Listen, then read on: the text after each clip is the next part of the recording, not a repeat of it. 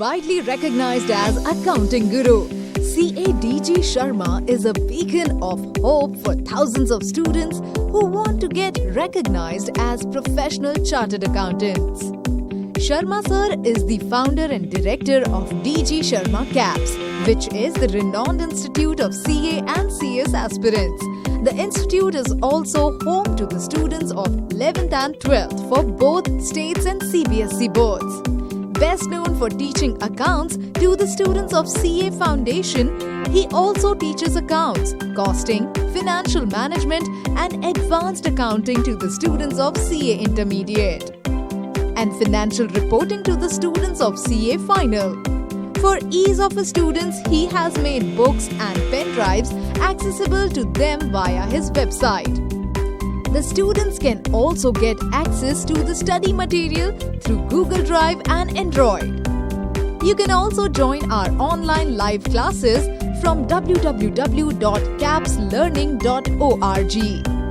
To gain more insight of his way of teaching, you can refer his YouTube channel.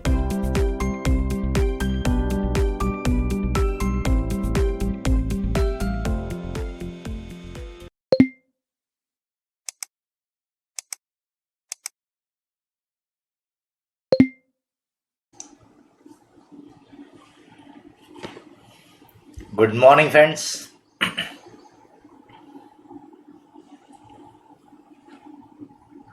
Good morning, sir. Good morning. Good morning, sir. Good morning.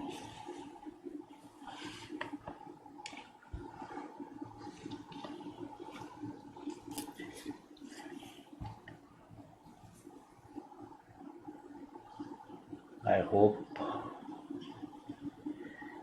most of the people have joined. We can start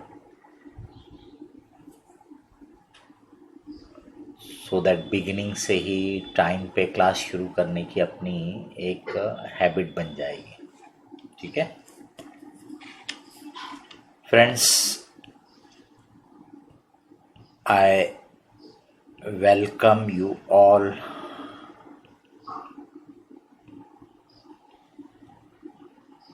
to this CA intermediate classes at DGS classes, DGS CAPS या DG Sharma's CAPS.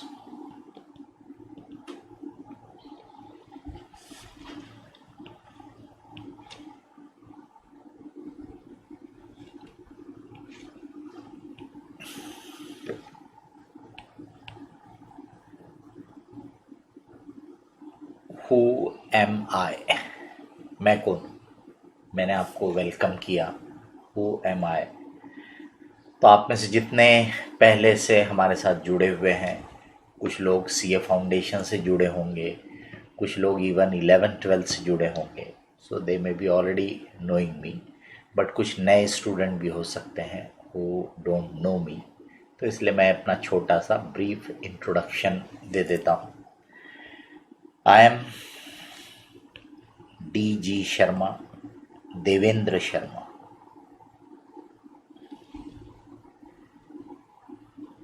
Qualification के नाम से अगर आप बोलेंगे तो I have done CA में, यानी कि जिसको पहले ICWA बोलते थे, CWA cost and works accountant, उसी का नया नाम है कॉस्ट मैनेजमेंट अकाउंटेंट CA में. CS company secretary. हमारे देश में कॉमर्स के फील्ड में अगर 3 मेन प्रोफेशनल क्वालिफिकेशन है तो वो है ये CA, CMA और CS. आप लोग अपने माइक को ऑफ रखिएगा. जब आपको कुछ पूछना रहा, बोलना रहा, तब माइक ऑन करना, क्योंकि अदरवाइज आपके यहाँ पे जो भी आवाज़ होगी वो यहाँ पर फिर क्लास में रिफ्लेक्ट होती है. ठीक है, तो CA, CMA, CS ये तीनों प्रोफेशनल क्वालिफिकेशन है, तीनों के इंस्टीट्यूट है, और ये institute are created under the act of parliament. इसका मतलब ये सेंट्रल गवर्नमेंट द्वारा क्रिएट किए गए इंस्टीट्यूट है। ऑल इंडिया बेसिस पे एक सरी की इनकी स्टेटस होता है, वैल्यू होती है, कोर्स होता है, एग्जाम्स होती है। I did my CA in 1986 में मैंने as a chartered accountant qualify किया। CMA in 1987, CS sometimes in 1992. I am involved in teaching since 1988 से मैं पढ़ा रहा हूँ और बेसिकली मैं सिर्फ CA के स्टूडेंट को पढ़ाता हूँ। इन बिटवीन CS के और CMA के भी बच्चे रहते थे क्लास में, बट बाद में लेटर ऑन क्योंकि कोर्सेज में डिफरेंसेस होते हैं, लेवल में डिफरेंस होता है, फिर बच्चा उतना कंफर्टेबल फील नहीं करता। उसको लगता है ये CA वाले स्टूडेंट के साथ मेरे को बिठा दिया, CA का कोर्स ज़्यादा टफ रहता है, हमारा CS का तो उतना नहीं है, CMA का तो उतना नहीं है। तो वो एक बच्चे के मन में अननेसेसरीली ये रहता है। तो इसलिए फिर हमने एक्सक्लूसिवली, मैं जो पढ़ाता था मैं सिर्फ CA के स्टूडेंट को ही पढ़ाता हूँ। 11th-12th में भी मैं नहीं पढ़ाता हूँ। 11th-12th की CA फाउंडेशन की जो बैच रहती है उसमें मैं पढ़ाता हूँ। So I am involve in teaching since 1988, मतलब ऑलमोस्ट आप बोल सकते हो 32-33 ईयर्स हो गए हैं मुझे पढ़ाते हुए। I am teaching eight, you can say, foundation level. CA का जो फाउंडेशन लेवल रहता है उस फाउंडेशन लेवल में मैं अकाउंट्स, जिसको अलग अलग समय पे अलग अलग नाम देते रहते हैं अपन, जैसे अभी जो प्रेजेंट नाम है वो principles and practices of accounting, basically fundamentals of accounting बोल सकते हो आप, वो at foundation level. At intermediate level, यानी आपके लेवल में, I teach accounts, advance account,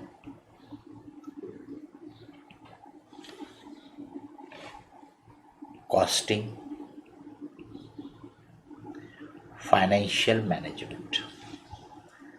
These are the 4 papers I teach at CA intermediate level, at your level. At CA final, I used to teach FR, जो accounts के paper का ही एक नाम है, financial reporting, costing,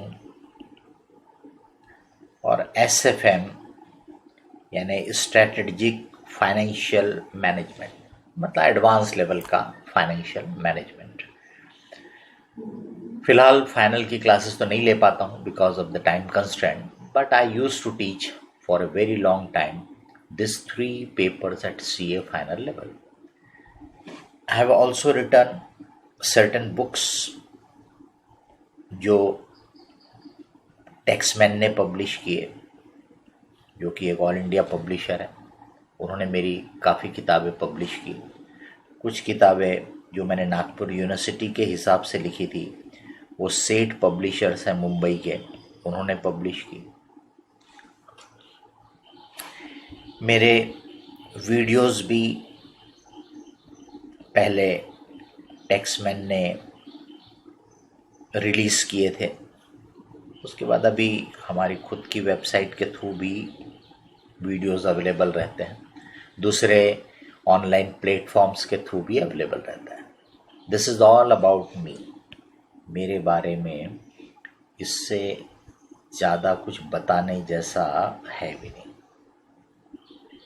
basically I am a teacher, और आप देख सकते हो कि मैं प्रैक्टिकल पेपर्स ही पढ़ाता रहा शुरू से। मुझे थ्योरेटिकल पेपर पढ़ाने में इंटरेस्ट भी नहीं रहा, और बोल सकते कि मुझे कॉन्फिडेंस भी नहीं था, या मैं अपने आप को थ्योरी पेपर पढ़ाने में कॉम्पिटेंट महसूस नहीं करता हूँ।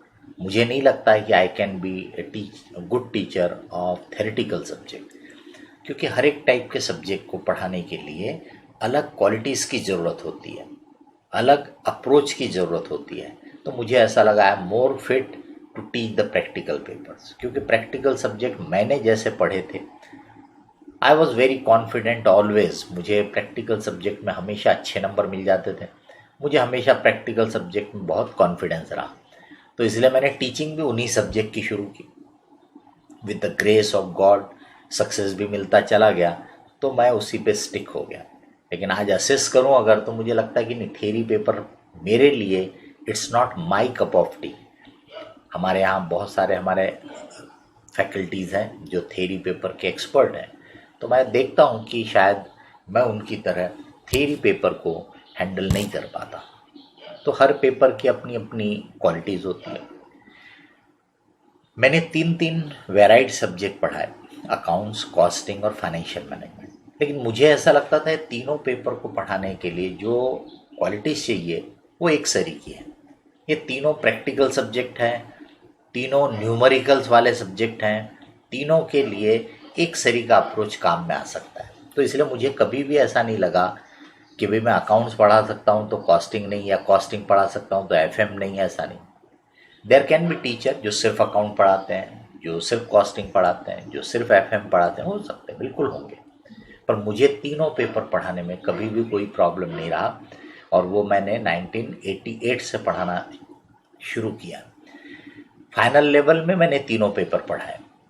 अब फाइनल लेवल में जब ये तीनों पेपर पढ़ाए हैं for a very long time, तो इसका मतलब ये हुआ कि इंटर में पढ़ाने में तो कोई प्रॉब्लम होने का सवाल ही नहीं उठता, क्योंकि सीए फाइनल लेवल यानी बिल्कुल एडवांस लेवल हो जाता है।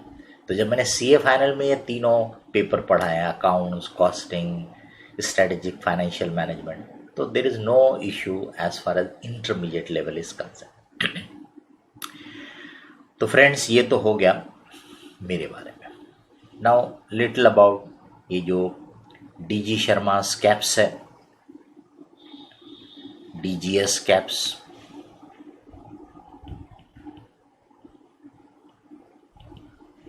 ये डीजीएस कैप्स जो है, ये कॉमन यूज़ का हमारा नाम है, ब्रांड नेम है, बोल सकते हैं आप, टाइटल है।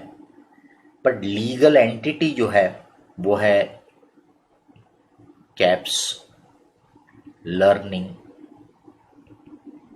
Private limited. तो DGS caps the unit of caps learning private limited. ये रिसेंटली हमने न्यू ऑर्गेनाइजेशन क्रिएट किया because of certain reason.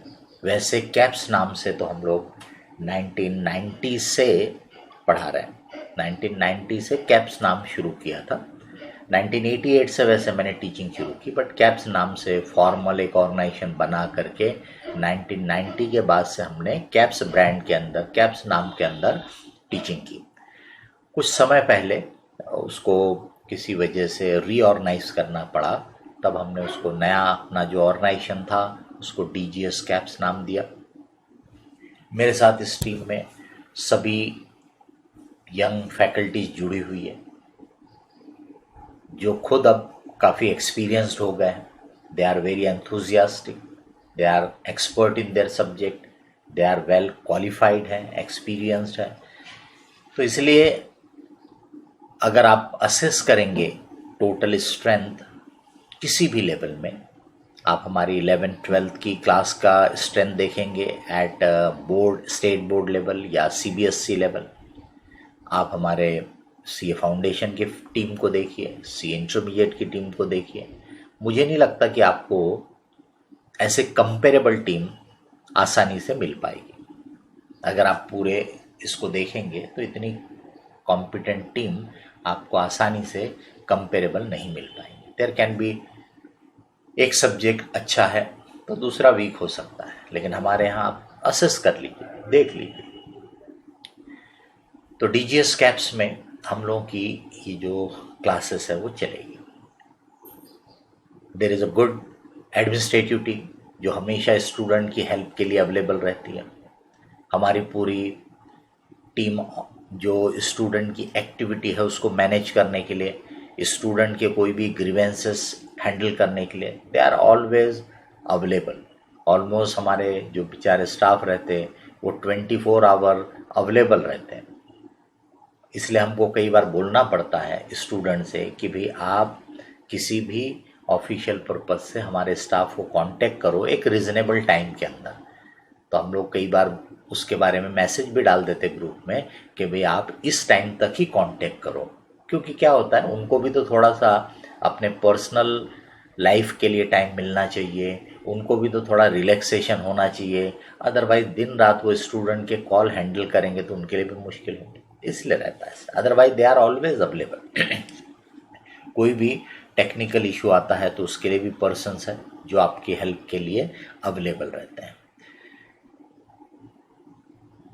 Then now we will talk about the your CA inter classes. अब ये जो आपकी CA inter की पढ़ाई है इसमें 2 ग्रुप है। इंटर में ग्रुप 1 4 पेपर रहते हैं। 4 पेपर में से 2 पेपर तो मैं ही पढ़ाता हूँ। एक है अकाउंटिंग, दूसरा है कॉस्टिंग। ये 2 पेपर तो मैं ही पढ़ाऊंगा आपको। Then you have taxation. Taxation आपको पवन सारडा सर पढ़ाएंगे। Pawan needs no introduction. आप में से ज़्यादातर स्टूडेंट जो यहाँ जुड़े हो तो जानते ही हैं। Not only he is CA, CS, CMA, वो भी तीनों प्रोफेशनल क्वालिफिकेशन है उसके पास, but he is all throughout rank holder. हमेशा वो रैंक होल्डर रहा। कोई भी एग्ज़ाम जो उसने पास की होगी विदाउट रैंक के तो मुझे नहीं लगता कोई एग्ज़ाम पास ही होगा। But at the same time very down to earth person, आप सबके साथ बिल्कुल फ्रेंडली जुड़ने वाला पर्सन है। तो he will be teaching a very important subject taxation, और पूरे एंथुजियाज्म के साथ, पूरी मेहनत के साथ वो आपके साथ लगता है टैक्सेशन सब्जेक्ट पढ़ाने के लिए। Then you have law, corporate law. Corporate law आपको शशांक सर पढ़ाएंगे। He is also a chartered accountant. वो भी I think more than 10 years से लॉ पढ़ा रहा है। उसका फैमिली बैकग्राउंड भी लॉ वाला है। उसके फादर सुप्रीम कोर्ट तक प्रैक्टिस करते हैं, उसका ब्रदर भी लॉयर है। तो वो एनवायरनमेंट भी लॉ वाला ही है। वो खुद चार्टर्ड अकाउंटेंट है। तो वो आपको आपके लेवल के हिसाब से, आपकी ज़रूरत के हिसाब से कि चार्टर्ड अकाउंटेंट को लॉ को किस एंगल से देखना है, तो he will be teaching you law. तो ये आपके CA इंटर ग्रुप 1 की हम लोग जो शुरुआत करेंगे अभी, ये ग्रुप 1 की क्लासेस से शुरुआत करेंगे। और ग्रुप 1 की जब क्लासेस ख़त्म होंगी, रफली बोल सकते हैं करीब 3.5 महीने के आसपास में, तो 3-3.5 महीने के आसपास में अपनी ये ग्रुप 1 की क्लासेस कंप्लीट होना चाहिए। Then we will be starting group 2। उसके इमीडिएट बाद अपन ग्रुप 2 स्टार्ट करते हैं। इसमें भी 4 पेपर रहते हैं। Advance accounting, financial management. Financial management के पेपर में फाइनेंशियल मैनेजमेंट एंड इकोनॉमिक्स रहता है। उसमें थोड़ा पेपर एक ही है, फाइनेंशियल मैनेजमेंट और इकोनॉमिक्स का मिला के। तो यहाँ पर भी एडवांस अकाउंटिंग और फाइनेंशियल मैनेजमेंट तो मैं पढ़ाता हूँ। यानी आप बोल सकते हैं ऑलमोस्ट 50% कोर्स आपके इंटरमीडिएट का I am teaching. Economics Salman sir पढ़ाते हैं। जितने कैप से जुड़े हैं वो जानते हैं सलमान सर को। वेरी एक्सपीरियंस पर्सन, इकोनॉमिक्स के एक्सपर्ट है। फाउंडेशन लेवल में भी इकोनॉमिक्स पढ़ाते हैं। देन यू हैव ऑडिट, जो रवि सर पढ़ाते हैं, रवि टावरी। ये ऑल इंडिया लेवल में पढ़ाते हैं। CA इंस्टीट्यूट की भी इसमें इन्वॉल्व रहते हैं क्लासेस में, बाकी और भी दूसरे बड़े बड़े ऑर्गेनाइजेशन में पढ़ाते हैं. He was also my student. Shashank was my student, Pawan was my student. ये सभी लोग, रवि तो काफ़ी एक्सपीरियंस हो गया है खुद. एन ऑडिट का एक्सपर्ट है वो, ऑडिट गुरु बोल सकते हैं आप उसको. उसकी अपनी पढ़ाने की स्टाइल है. जैसे मैंने बोला था ना, थ्योरी पेपर पढ़ाने के लिए अलग क्वालिटीज चाहिए. तो रवि यह थ्योरी पेपर हैंडल करता है, वो उसकी अपनी स्टाइल है, अपना तरीका है पढ़ाने का. But he will be doing the good justice with the subject. एक और पेपर होता है, उसका एग्जैक्ट नाम तो बदलता रहता है, मैं तो उसको ITSM ही बोल देता हूँ, ठीक है. वैसे वो नाम, उसका टाइटल कुछ अलग होगा. तो उसमें एक तो कंप्यूटर वाला पार्ट है और दूसरा मैनेजमेंट वाला पार्ट है. तो इसमें से जो कंप्यूटर वाला पार्ट है वो मनोज शर्मा सर पढ़ाते हैं. He was also my student. यहाँ पे मेरे और सलमान सर के बाद नेक्स्ट सीनियर पर्सन हो गए मनोज सर, फिर रवि सर, फिर शशांक, फिर पवन सर. सभी अब आपके पॉइंट ऑफ व्यू से तो they are all senior. More than 10 years का सबको टीचिंग एक्सपीरियंस है.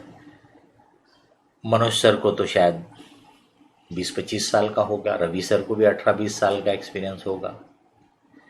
इसमें जो मैनेजमेंट पार्ट है वो राहुल थकवानी सर पढ़ाएंगे, जो कंपनी सेक्रेटरी है. वो अपने आप में एक एक्सपर्ट है थ्योरी सब्जेक्ट हैंडल करने में. तो ये हमारी टीम है जो आपके साथ जुड़ी रहेगी CA इंटरमीडिएट की पढ़ाई में, ग्रुप 1 और ग्रुप 2. अब अगर हम आ जाए कि आपके पॉइंट ऑफ व्यू से आपको ग्रुप 1 देना चाहिए कि ग्रुप 2 देना चाहिए कि दोनों ग्रुप एक साथ देना चाहिए, बराबर. तो ये प्योरली आपका डिसीजन है, बराबर, कि भी ग्रुप 1, ग्रुप 2 और बोथ ग्रुप टुगेदर, ये डिसीजन आपका है. आपका तैयारी कैसी है पहले की, यानी आपका लेवल, आपका कॉन्फिडेंस कैसा है, आपका ग्रास्पिंग लेवल कैसा है ना. ये सब चीज़ों पे डिपेंड करता है. अगर हम बेनिफिट के पॉइंट ऑफ व्यू से देखा जाए तो डेफिनेटली दोनों ग्रुप एक साथ देने के अपने बेनिफिट है, अपने फायदे हैं, बराबर. एक फ़ायदा तो होता है कि एग्रीगेट में, क्योंकि आपको पता है कि अपना जो CA इंस्टीट्यूट का एग्जामिनेशन का पासिंग सिस्टम है उसमें आपको हर एक सब्जेक्ट में 40 मार्क्स चाहिए और एग्रीगेट 50% चाहिए. तो जब आप दोनों ग्रुप देते हो तो कभी कभी ऐसा हो सकता है कि एक ग्रुप का आपका परफॉर्मेंस उतना अच्छा नहीं हुआ बट दूसरे ग्रुप का ज़्यादा अच्छा हुआ, तो दोनों मिला के एग्रीगेट बन गया और दोनों ग्रुप आपके क्लियर हो गए. क्योंकि हमने देखा है कई बार ऐसा कि इधर के मार्क्स ज़्यादा थे, इधर के कम थे, तो अगर वो सेपरेटली देता तो वो ग्रुप फेल हो जाता क्योंकि एग्रीगेट नहीं बन रहा था. 200 से कम मार्क्स थे लेकिन दूसरे ग्रुप में ज़्यादा थे, दोनों मिला के 400 के ऊपर हो गया, तो दोनों ग्रुप निकल गए. तो ऐसे बहुत सारे स्टूडेंट के साथ होता है. तो एक तो ये ग्रुप का सेट ऑफ का फ़ायदा होता है. दूसरा क्या होता है, जब आप जानते हो कि आपको 8 सब्जेक्ट की तैयारी करना है, मोटा मोटा आपके पास 9 मंथ्स का टाइम होगा एग्ज़ाम तक का. अगर अभी से हम काउंट करें तो आपके पास रफली 9 मंथ्स का टाइम हो सकता है एग्ज़ाम के लिए. तो जब आप देखते हो कि भाई मेरे को 9 मंथ्स टाइम तो है लेकिन 8 सब्जेक्ट पढ़ना है, तो यू बिकम मोर सीरियस. आप बहुत अपने टाइम का अच्छे से यूटिलाइजेशन करते हो, ढील नहीं डालते हो. अगर आप एक ही ग्रुप का माइंड सेट लेके बैठे हो तो आप सोचते हैं अरे यार 9 मंथ्स है, 4 पेपर है, क्या चिंता है, तो फिर आप ढील डाल देते हो और उससे आपका निगलेक्ट होने लगता है. और बाद में फिर जब अपने को होश आता है तब तक काफ़ी अपना समय वेस्ट हो चुका रहता है. ये भी उसका एक इम्पैक्ट होता है अगर अपन एक ही ग्रुप की तैयारी कर रहे हैं तो. दूसरा, ये सब्जेक्ट एक दूसरे को कॉम्प्लीमेंट भी करते हैं. तो जब आप एडवांस अकाउंट पढ़ते हो तो ऑटोमेटिकली आपका ग्रुप 1 का अकाउंटिंग स्ट्रांग होना ही होना है. जब आप फाइनेंशियल मैनेजमेंट पढ़ते हो तो आपको लगेगा कि यार इसमें तो बहुत सारी चीज़ें मेरे को कॉस्टिंग में जो पढ़ी थी वो भी नॉलेज काम में आ रहा. तो तो जब मैं FM पढ़ूंगा तो मेरा कॉस्टिंग भी और बेटर होगा। ऑडिट पढ़ोगे तो ऑडिट में भी आपको अकाउंटिंग की आइडियाज और डेवलप होगी, बराबर। एट द मोस्ट आप बोल सकते हो कि ITSM ऐसा सब्जेक्ट है जिसका डायरेक्टली बाकी के सब्जेक्ट पे कोई इम्पैक्ट ना पड़े, बट अदरवाइज बाकी सबका पड़ रहा है। तो इसका मतलब दोनों ग्रुप पढ़ने से ये फायदे भी होते हैं, ये एडवांटेज भी होता है। बट जैसे मैंने बोला, it is clearly your choice. ये डिसीजन आपको लेना है, आपकी कैसी तैयारी होती है उसके हिसाब से, आपका कॉन्फिडेंस कैसा है, आपका टारगेट कैसा है, बराबर। उस बेस्ट भी ये रहता है कि भाई अभी से अपन ये सोचना कि भाई मैं एक ही ग्रुप दूंगा, वो शायद उतना अप्रोप्रिएट नहीं है। तो अपन दोनों ग्रुप का माइंडसेट बना के चलो कि नहीं मेरे को तो दोनों ग्रुप करना है। तो नंबर 1 अभी से अपन सीरियस हो जाएंगे कि नहीं पूरा ध्यान देना है। फिर जैसे आप देख रहे हैं कि हम पहले ग्रुप 1 पढ़ा रहे, तो मतलब आपके पास 3 महीने और टाइम है, 3 महीने 3.5 महीने, तब तक ग्रुप 2 शुरू हुआ ही नहीं। तो 3-3.5 महीने में आपकी तैयारी कैसी हो रही है उसके ऊपर से आपको और बेटर असेसमेंट होगा।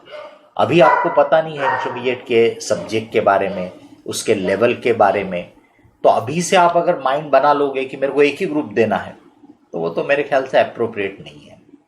तो अभी तो आपका माइंडसेट ये होना चाहिए कि मैं दोनों ग्रुप दूंगा एक साथ, जिसके मैंने आपको फायदे बताए।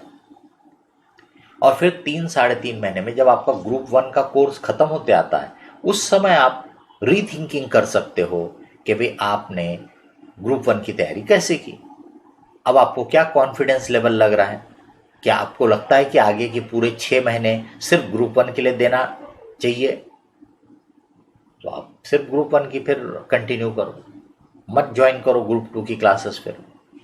लेकिन अगर आपको लगा कि नहीं भाई पढ़ाई तो अच्छी चल रही, मैं दोनों ग्रुप कर सकता हूं, तो आप ग्रुप 2 भी फिर कंटिन्यू कर लो।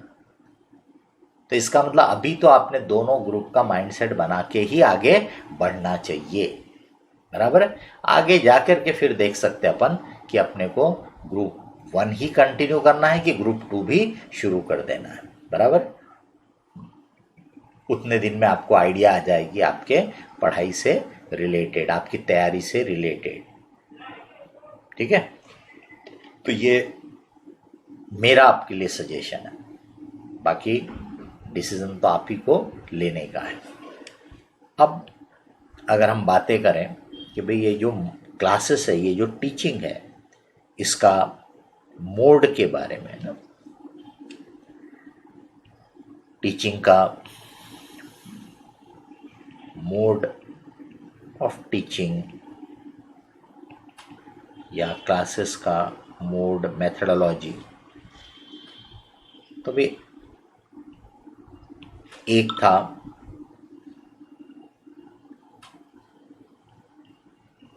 फिजिकल लाइव क्लासेस, दूसरी है ऑनलाइन लाइव क्लासेस, तीसरी है आपकी वीडियो क्लासेस। फिर वीडियो क्लासेस में फर्दर आप उसको एलेबरेट कर सकते हो, ठीक है। तो पर मेन जो है आपकी, तो नंबर 1 फिजिकल लाइव क्लास। अब आप खुद जानते हो कि अपन सब लोग एक एबनॉर्मल सिचुएशन पिछले 1.5 साल से करीब करीब देख रहे हैं, फेस कर रहे हैं, है ना। अनसर्टेनिटी, जिसको अपन फाइनेंशियल मैनेजमेंट में बाद में पढ़ेंगे, अनसर्टेनिटी की बिजनेस की जो दुनिया है वो अनसर्टन है, फ्यूचर इज अनसर्टन, उसी को बोलते हैं रिस्क लेना। ये सब अपन फाइनेंशियल मैनेजमेंट में बाद में पढ़ेंगे। तो अनसर्टेनिटी का सबसे मतलब जो एक्चुअल एक्सपीरियंस आप लोगों को हो रहा होगा वो पिछले 1.5 साल में हो रहा है। नोबडी नोस कि व्हाट विल हैपन नेक्स्ट, आगे के बारे में कुछ समझ में नहीं आ रहा है ना। कब लॉकडाउन हटेगा, कब फिर से लगेगा, कब ये कोविड की पहली लहर खत्म हुई, कब दूसरी शुरू हुई, और अभी फिर से चल रहा है कि तीसरी लहर, है ना, कब वो कोविड का कोई नया वेरिएंट आ जाता है। ये सब जो अनसर्टेनिटी अपन देख रहे हैं वो शायद अपन ने किसी ने भी इतना अनसर्टेनिटी पहले अपनी लाइफ में नहीं देखा था। तो आप लोगों का तो एजुकेशन का यानी सीए के एजुकेशन का जो मेन समय, क्योंकि आप में से ज़्यादातर ने सीए फाउंडेशन इसी पीरियड में किया होगा, तो इसका मतलब आप लोगों का तो मेन समय पूरा इस एबनॉर्मल सिचुएशन को फेस करने में ही जा रहा है। तो हमको इससे और स्ट्रांग बन के निकलना चाहिए। जब आप डिफ़िकल्ट सिचुएशन को फेस करते हो और अगर आप हिम्मत के साथ, चैलेंज के साथ उसको फेस करते हो तो यू बिकम मोर स्ट्रांग। अगर आपको सब बिल्कुल मन मुताबिक जब चीज़ें मिलती है ना, एवरीथिंग रेडीमेड मिल रहा है, तो अपन थोड़े से रिलैक्स हो जाते हैं। अपनी कैपेबिलिटीज़, अपनी क्वालिटीज़ उतने अच्छे से फिर यूज़ नहीं होती है। लेकिन ये जो सिचुएशन है इसमें भले ही हमारे लिए डिफ़िकल्ट सिचुएशन है, लेकिन वो डिफ़िकल्टी को हमने चैलेंज की तरह लेना चाहिए, क्योंकि ये हमारे किसी के बस में नहीं है। हम कोई भी इसको बदल तो नहीं सकते, फेस तो करना ही है, अवॉइड तो कर नहीं सकते। तो जब फेस करना है तो हिम्मत के साथ फेस करें तो ज़्यादा अच्छा हो रिज़ल्ट मिलता है, बेटर रिज़ल्ट मिलता है। सभी ने बहुत सारी टाइप की तकलीफ़ें फेस की होंगी पिछले 1.5 साल में। मेरे ख्याल से 2020 के बिगिनिंग से ही ये कोरोना की चीज़ें शुरू हो गई थी, और उस समय हमको लग रहा था कि ये तो चाइना में प्रॉब्लम है, ये तो चाइना में वायरस हुआ है, चाइना में तकलीफ़ है। हमारी गवर्नमेंट ने वहाँ से इंडियन लोगों को शिफ्ट करना शुरू किया, तब थोड़ा सा आइडिया हुआ, थोड़ी जानकारी मिलने लगी। पर तब भी हम लोग यही सोच रहे थे कि भाई ये तो वहाँ है, हमको यहाँ पे कोई चिंता की बात नहीं है। लेकिन अचानक थोड़े बहुत केसेस इंडिया में पता चले। जो फॉरेनर आए थे बाहर से घूमने फिरने के लिए, वो पता चला कि भाई वो पॉजिटिव निकले, तो फिर उनके कांटेक्ट में जो आ गए थे उनको वो फैला, और धीरे धीरे ये अचानक इतना पिकअप कर लिया इंडिया में भी कि मार्च 15 या 16 से 2020 नागपुर में भी लॉकडाउन लगा, महाराष्ट्र में लगा। उसके पहले सेंट्रल गवर्नमेंट ने ऑल इंडिया बेसिस पे ऑलरेडी शुरू कर ही दिया था। उसकी प्रिकॉशन लेना, केयर लेना, लोगों को एजुकेट करना, और महाराष्ट्र में मुझे लगता है 15 या 16 मार्च से लॉकडाउन डिक्लेयर कर दिया गया था 2020 में, और तब से आज तक चल ही रहा है। बीच में लॉकडाउन हटाया था क्लासेस के लिए, मैं क्लासेस के पॉइंट ऑफ व्यू से बोल रहा हूँ कि क्लासेस के पॉइंट ऑफ व्यू से लॉकडाउन हटा था बीच में, बट हार्डली 2 हफ्ते था, उसके बाद फिर से लॉकडाउन लग गया था। हम लोगों ने उस समय फिजिकल लाइव क्लास शुरू भी कर दी थी, और फिर से हमको बंद करना पड़ा था। अभी कुछ दिन पहले भी फिजिकल लाइव क्लास का नागपुर में जो भी अथॉरिटीज़ है उन्होंने डिक्लेयर किया था कि classes can start, tuition classes can start. 3 दिन के बाद फिर से मना कर दिया। तो इसका मतलब ये सब अनसर्टेनिटी जो है उसमें फिजिकल लाइव क्लासेस जब तक एक प्रॉपर एनवायरनमेंट नहीं बनता तब तक लेना वैसे भी बड़ा मुश्किल है। एक तो पहले तो लीगली परमिशेबल होना चाहिए, जो अभी तो नहीं है। आगे कब अथॉरिटीज़ परमिशन देंगी वो डिपेंड करता है ना। अभी तो वो थर्ड वेव का चक्कर चालू है। केरला के क्या हालचाल है आपको पता है, बाकी के देश में तो शांत है काफ़ी, लेकिन केरल में आपको पता है कि बहुत ज़्यादा स्थिति खराब है। साउथ साइड में भी कई जगह केसेस काफ़ी हैं। तो ऐसे समय में अभी पता नहीं आगे क्या होगा, नोबडी नोज इट, है ना। तो नंबर 1 तो हमको गवर्नमेंट अथॉरिटी ने परमिशन देना चाहिए। नंबर 2 उसमें क्या क्या कंडीशन लगा देते हैं वो भी डिपेंड करती है। नंबर 3 वो कितना श्योर है कि ये जो उन्होंने परमिशन दी है कंटिन्यू करेंगे, क्योंकि इट्स नॉट दैट कि भाई हमने फिजिकल लाइफ शुरू किया और हफ्ते भर में फिर बंद कर दिया। ये इतना आसान नहीं होता है। इसमें न सिर्फ हमारे लिए बहुत प्रॉब्लम होता है, क्योंकि हमको पूरा पूरा इंफ्रास्ट्रक्चर वगैरह सेट करना पड़ता है, और उसके बाद फिर अचानक लॉकडाउन लग गया तो सब वेस्ट होता है। बहुत सारा हमारे पर कॉस्ट का बर्डन आता है, रेंट का बर्डन आता है। लेकिन हमारे साथ साथ बहुत सारे स्टूडेंट सफ़र करते हैं, क्योंकि कई स्टूडेंट जो हमारे साथ जुड़ते हैं वो दूसरे शहर के रहते हैं। अब वो भी पूरे बेचारे ये सोच करके कि जब फिज़िकल क्लास शुरू हुई है तो क्यों ना हम नागपुर में आके ही उसका फ़ायदा लें, तो वो आ जाते हैं यहाँ पे, रहने का अरेंजमेंट करते हैं, हॉस्टल वगैरह या फ्लैट वगैरह। अचानक लॉकडाउन लग गया, क्लास फिर बंद। अब वो दूसरे शहर के बच्चे हैं, उनको यहाँ पे रुकना भी मुश्किल जाता है जब क्लास नहीं हो रही है तो, और क्लास कब होगी वो भी नहीं पता वापस। तो ऐसे में अगर वो बच्चा यहाँ से वापस जाता है तो भी उसका कई बार रेंट का नुकसान होता है, 2-2 3-3 महीने का उसका रेंट डूब जाता है। तो ये सब प्रॉब्लम भी होते हैं। इसलिए अभी हमने डिसाइड किया कि हम फिज़िकल लाइफ शुरू करेंगे जब हमको लगेगा कि पूरी तरह से नॉर्मल एटमॉस्फेयर बन गया है। अब फिज़िकल लाइफ में अभी फ़िलहाल जो सिचुएशन है, कई बच्चे डरते भी आने में, पेरेंट्स भी डरते हैं। आपके पेरेंट्स भी डरेंगे कि भाई नहीं मत जाओ अभी फिज़िकल लाइफ में। क्यों? क्योंकि भाई क्लासेस जो है एक ग्रुप वाली एक्टिविटी है, इतने सारे स्टूडेंट वहाँ होते हैं। अभी उनमें से कोई एक स्टूडेंट भी अगर इन्फेक्टेड होगा, क्योंकि उसको खुद को भी नहीं पता चलता, इन्फेक्शन जल्दी पता चलता है ऐसा नहीं, कुछ समय लेता है। फिर कुछ लोगों में वो सिम्टम्स भी नहीं पता चलते, क्योंकि शायद उनकी बॉडी में जो रेसिस्टेंस पावर है वो ज़्यादा स्ट्रांग है, तो वो वायरस उनमें है पर उनको अफेक्ट नहीं करता। वो सिम्टम्स नहीं पता पड़ते क्योंकि उनको कोई तकलीफ हो नहीं रही, लेकिन क्योंकि उनमें वायरस है तो उनकी वजह से वो वायरस आजू बाजू में दूसरे स्टूडेंट में किसी को भी जा सकता है। तो इसका मतलब ये ऐसी सिचुएशन है कि ग्रुप वाली एक्टिविटी को कैरी आउट करना वो बड़ा रिस्की सिचुएशन है। तो कई बच्चों के पेरेंट्स भी मना करेंगे। तो इसलिए अपन जब अच्छा एटमॉस्फेयर सब देखेंगे, जब सब तरीके से अपने को लगेगा कि चीज़ें सेटल डाउन हो गई, तो अपन फिज़िकल लाइफ भी कर सकते हैं।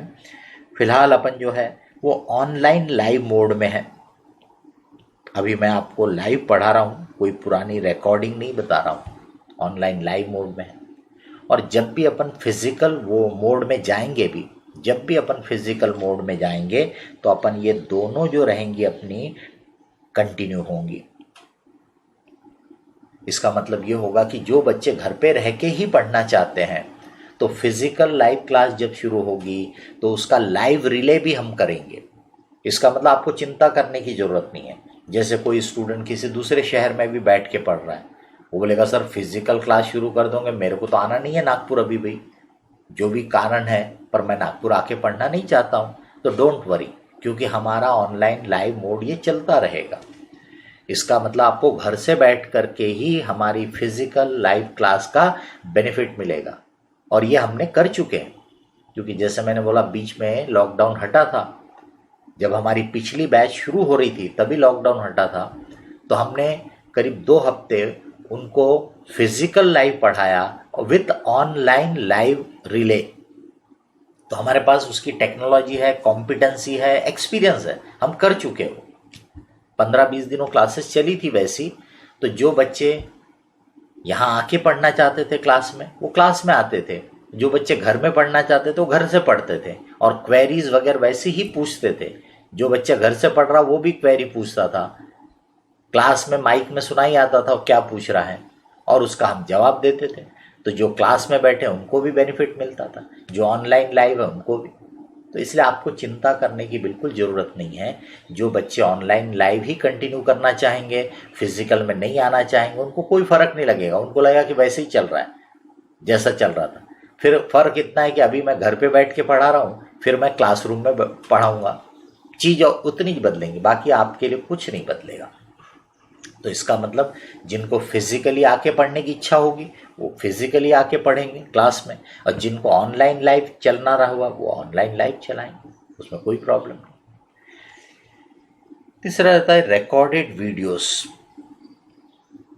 बहुत सारे लोग रिकॉर्डेड वीडियोस देते हैं, हम आपको रिकॉर्डेड वीडियोस नहीं दे रहे, जबकि मेरे पास भी रिकॉर्डेड वीडियोस हर एक सब्जेक्ट के मल्टीपल वीडियोस अवेलेबल है। हर बैच के वीडियोस मेरे पास रिकॉर्डेड अवेलेबल है,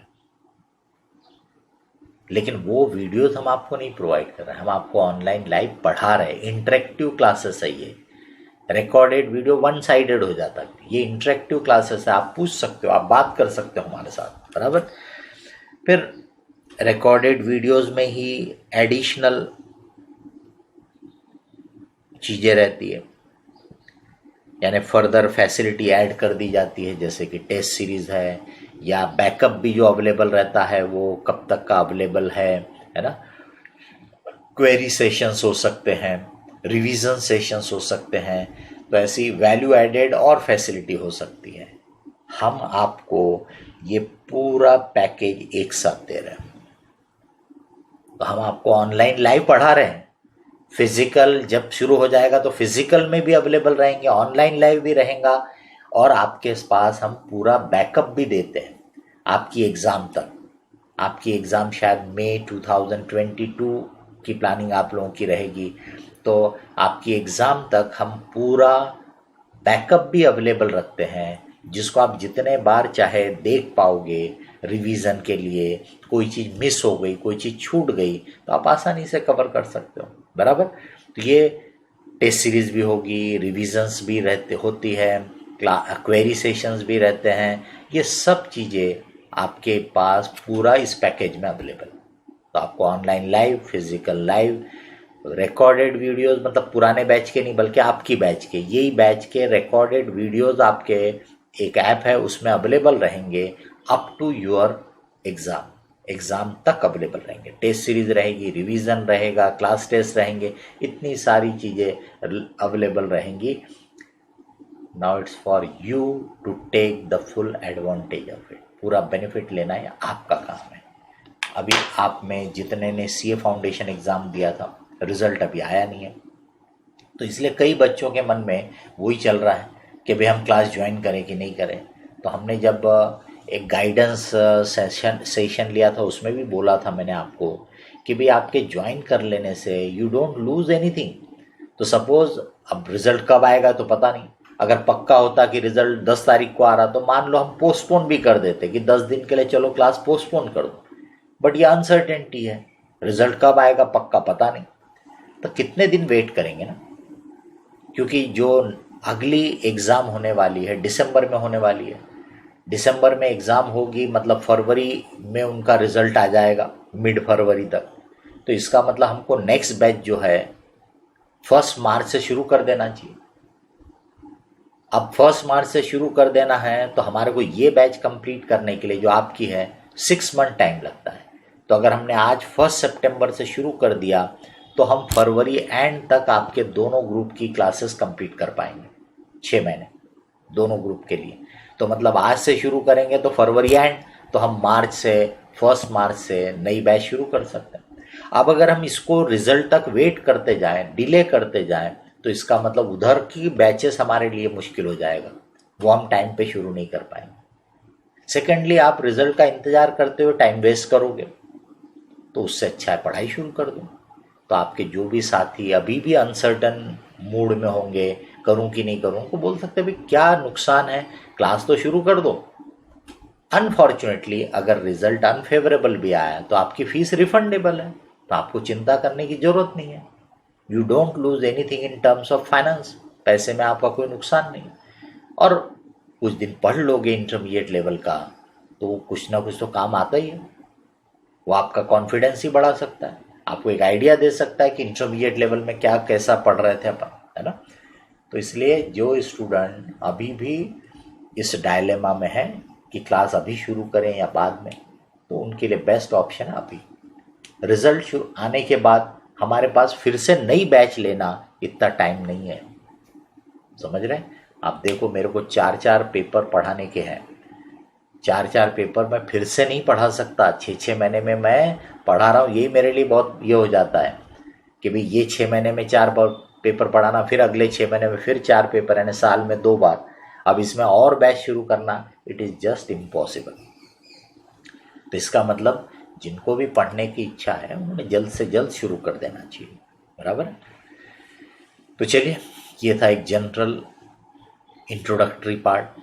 अगर आप में से किसी को भी इसमें कुछ बोलना है, पूछना है तो बोलिए। उसके बाद अपन अपना जो सब्जेक्ट है, अपना पहला जो लेक्चर रहेगा 7 से 9, 7 to 9, that we will be taking costing, बराबर। 7 to 9 will be costing, 9 to 9:30 break, आपका चाय नाश्ता बढ़िया कर लो। उसके बाद 9:30 to 11:30 accounts, 9:30 to 11:30 accounts second lecture. फिर आपको कुछ समय का ब्रेक रहता है, 15-20 मिनट वगैरह का शायद। उसके बाद टैक्स का लेक्चर रहेगा, फिर उसके बाद लॉ का लेक्चर रहेगा। ऐसा आपका शेड्यूल रहेगा रोज का, बराबर। आपको टाइम टेबल दिया था, उसमें गलती से उन्होंने अकाउंट पहला लिख दिया था।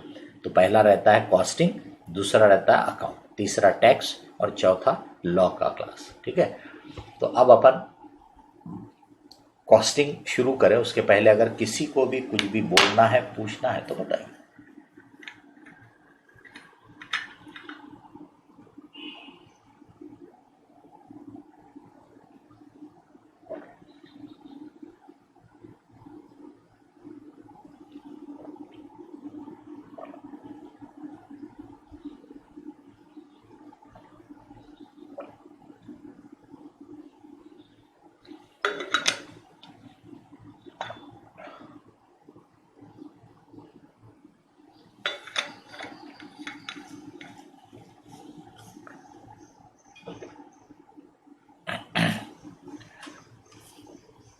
अपना जो सब्जेक्ट है वो है कॉस्ट एंड मैनेजमेंट अकाउंटिंग। ये पेपर का नाम है, कॉस्ट एंड मैनेजमेंट अकाउंटिंग।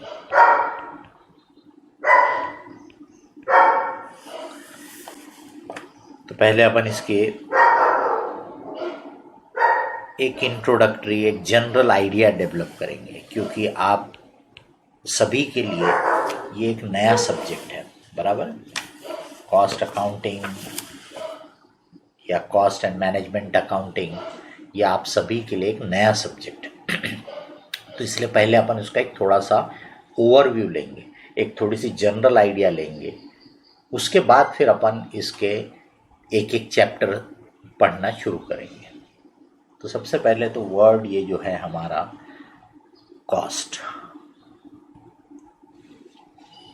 कि भाई कॉस्ट यानी क्या, क्योंकि सब्जेक्ट ही है वो। तो कॉस्ट यानी क्या? Cost means whatever we spend for something, जो कुछ हम खर्च करते हैं काय के लिए, किसी भी चीज या सर्विसेज के लिए। So cost is whatever we spend for something. What is that something? That something can be some goods. That something can be some services. So cost means whatever we spend for those things, goods, services. और बाद में अपन और उसके detail देखेंगे। You can calculate the cost of a department, cost of a particular section, cost of a particular branch, मतलब ऐसे बहुत सारे हो सकते। बट अभी के लिए cost means whatever we spend for some goods, some services, उसको हम बोलते हैं कॉस्ट। वो जो गुड्स सर्विसेज है जिसकी आप कॉस्ट कैलकुलेट कर रहे हैं, उसको बोलते हैं कॉस्ट ऑब्जेक्ट। उसको बोलते हैं कॉस्ट ऑब्जेक्ट, कि भी काय की कॉस्ट निकाल रहे हैं, कॉस्ट ऑफ व्हाट। तो जैसे आप अभी क्लासेस कर रहे हो, इसके लिए भी तो आपको पैसा खर्च करना पड़ रहा है, you have to spend for it. तो that is the cost of this tuition classes. तो आपको कॉस्ट काहे की चाहिए? आपको कॉस्ट सिर्फ डीजीएस क्लासेस के लिए जो खर्च कर रहे हो वो चाहिए, या आपको पूरी सीए की पढ़ाई की कॉस्ट चाहिए? अगर आपको सिर्फ डीजीएस क्लास की कॉस्ट चाहिए तो आप बोलोगे कि भाई मैंने इतनी fees DG Sharma and classes में पे की है, दैट इज द कॉस्ट, बराबर। लेकिन अगर आप उसको पूरे सीए इंटरमीडिएट की क्लास की कॉस्ट देखना चाहते होंगे तो आप बोलोगे कि भाई मेरे को फीस इतनी देना पड़ा, जब फिजिकल लाइव क्लास होगी तो मेरा आने जाने का खर्चा इतना हो रहा है, फिर मेरे को नोटबुक वगैरह लेना पड़ा इसके लिए, मतलब वो सबको मिला के वो भी कॉस्ट है। तो इसका मतलब जब हम कॉस्ट की बात पढ़ेंगे डिटेल में तो एट डिफरेंट लेवल उसकी एनालिसिस होती है। तो कॉस्ट के अलग अलग मीनिंग हो सकते हैं। अलग अलग ब्रेकअप हो सकते हैं उसके। जैसे मैंने छोटा सा एग्जांपल दिया कि आपकी सीए की जो क्लासेस चल रही है, तो आपको सिर्फ क्लासेस वाली कॉस्ट चाहिए, या आपको पूरी सीए इंटरमीडिएट की कॉस्ट चाहिए, या आपको पूरे सीए की पढ़ाई की कॉस्ट चाहिए। ये ज़रूरत के हिसाब से अपन देखते हैं। तो कॉस्ट यानी किसी भी कॉस्ट ऑब्जेक्ट के लिए, कॉस्ट ऑब्जेक्ट यानी जिसकी कॉस्ट आप निकालना चाहते हो उसको अपन बोलेंगे कॉस्ट ऑब्जेक्ट। तो वो कोई गुड्स हो सकता है, कोई सर्विसेज हो सकता है, कोई डिपार्टमेंट हो सकता है, जिसकी आप कॉस्ट निकालना चाहते हो, तो उस कॉस्ट ऑब्जेक्ट की कॉस्ट निकालना है। अब सवाल उठता है कि भाई किस टर्म्स में, यानी कॉस्ट पर यूनिट में निकालना है, कॉस्ट पर केजी में निकालना है, कॉस्ट पर लीटर में निकालना है। उसको बोलते हैं कॉस्ट यूनिट, उसको बोलते हैं कॉस्ट यूनिट। अब कॉस्ट यूनिट काय पे डिपेंड करती है? तो प्रोडक्ट के नेचर पे डिपेंड करती है।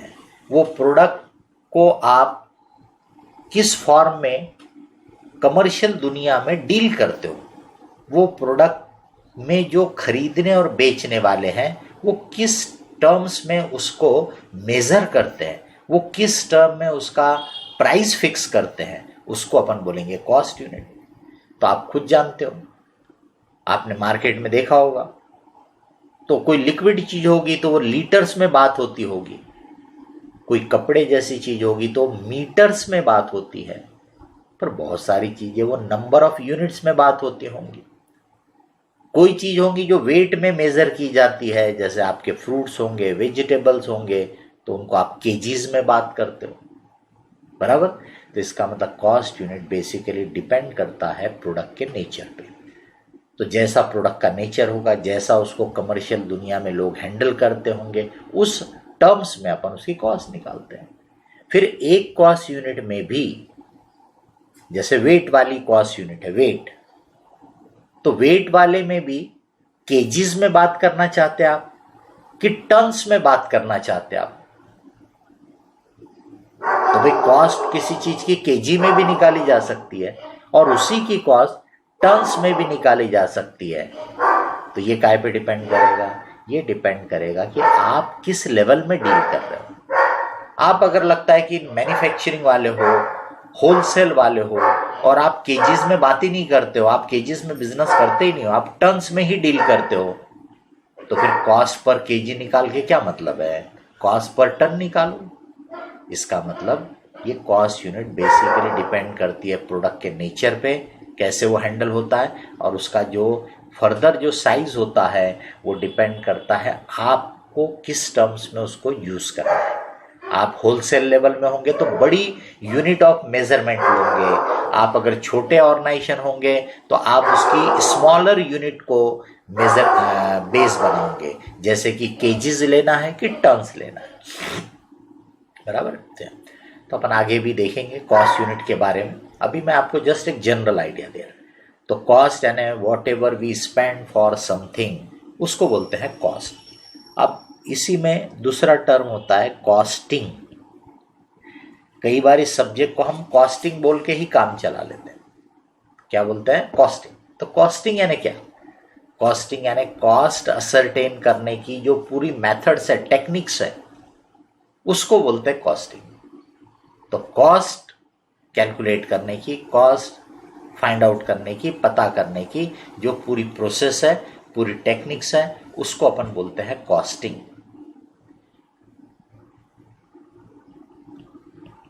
कॉस्ट अकाउंटिंग, कि भाई कॉस्ट अकाउंटिंग क्या है? तो कॉस्ट अकाउंटिंग यानी ये जो कॉस्ट का आप कैलकुलेशन कर रहे हैं, ये जो कॉस्ट डाटा है, इसको एक फॉर्मल तरीके से रिकॉर्ड करने का सिस्टम, लिख के रखने का सिस्टम। तो भाई एक फॉर्मल तरीके से उसको लिख करके रखना, उसको अकाउंट करके रखना, उसका रिकॉर्ड बना के रखना, that is called cost accounting. तो कॉस्टिंग यानी सिंपली क्या है? कैलकुलेशन के तरीके, टेक्निक्स, उसके नॉर्म्स। लेकिन कॉस्ट अकाउंटिंग क्या है? उसकी बुक्स ऑफ अकाउंट है, उसको लिख के रखने का तरीका है।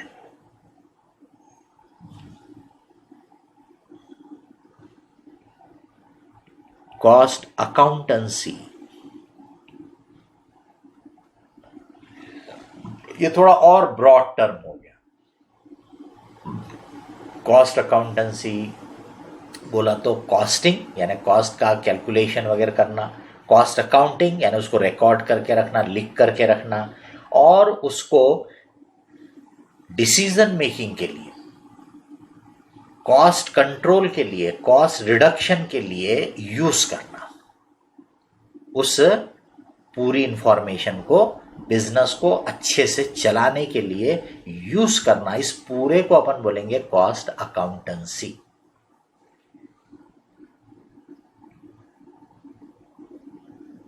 मैनेजमेंट अकाउंटिंग, वैसे उन्होंने इस सब्जेक्ट में मैनेजमेंट अकाउंटिंग वर्ड जोड़ने जैसा तो कुछ खास बात थी नहीं, ये बेसिकली कॉस्ट अकाउंटिंग ही है, कॉस्टिंग ही है बोल सकते हैं आप, ये पूरा पेपर ही कॉस्टिंग का है। बट उसमें जो लास्ट के 2-3 चैप्टर हैं उनको कोई मैनेजमेंट अकाउंटिंग के पॉइंट ऑफ व्यू से बोल सकता है।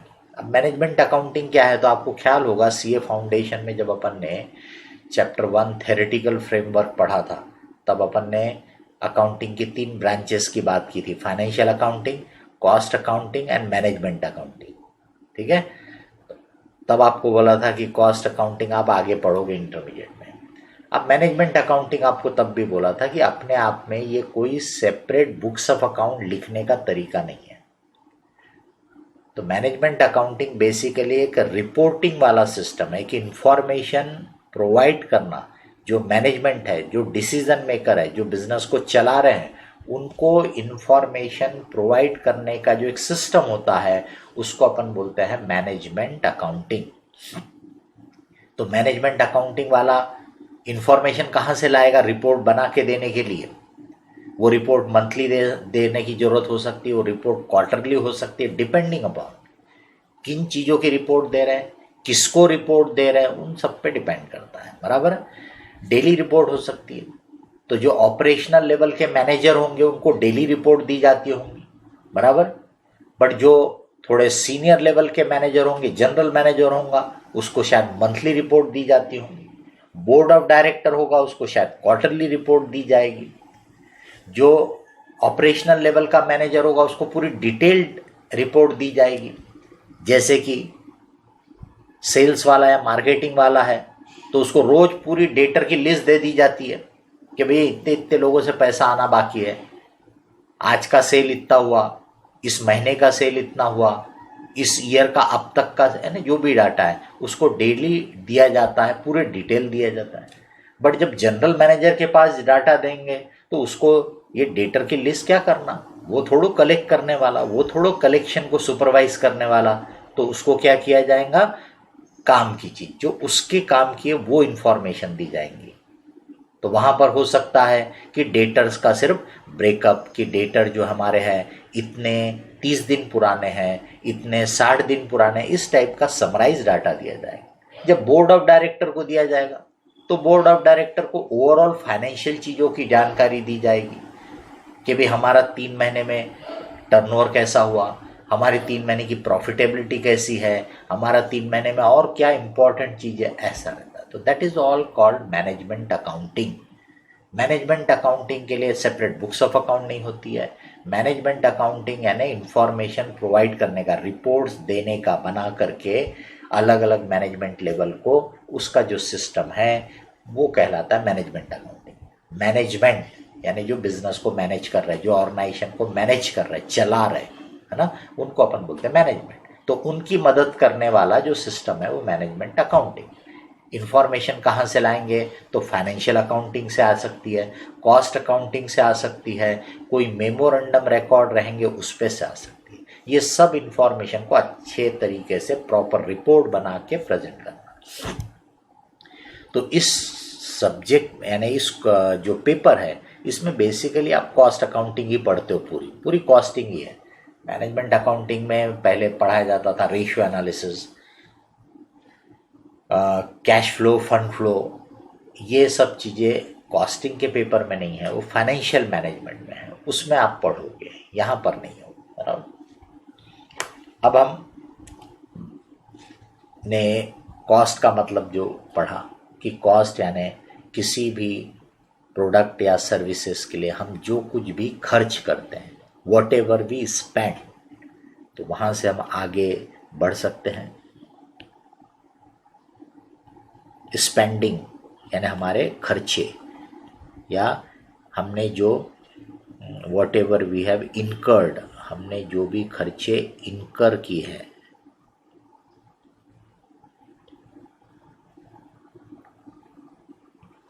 ये हमारी जो स्पेंडिंग है, खर्चा है, whatever we have incurred, इसको हम दो इसमें क्लासिफाई करेंगे।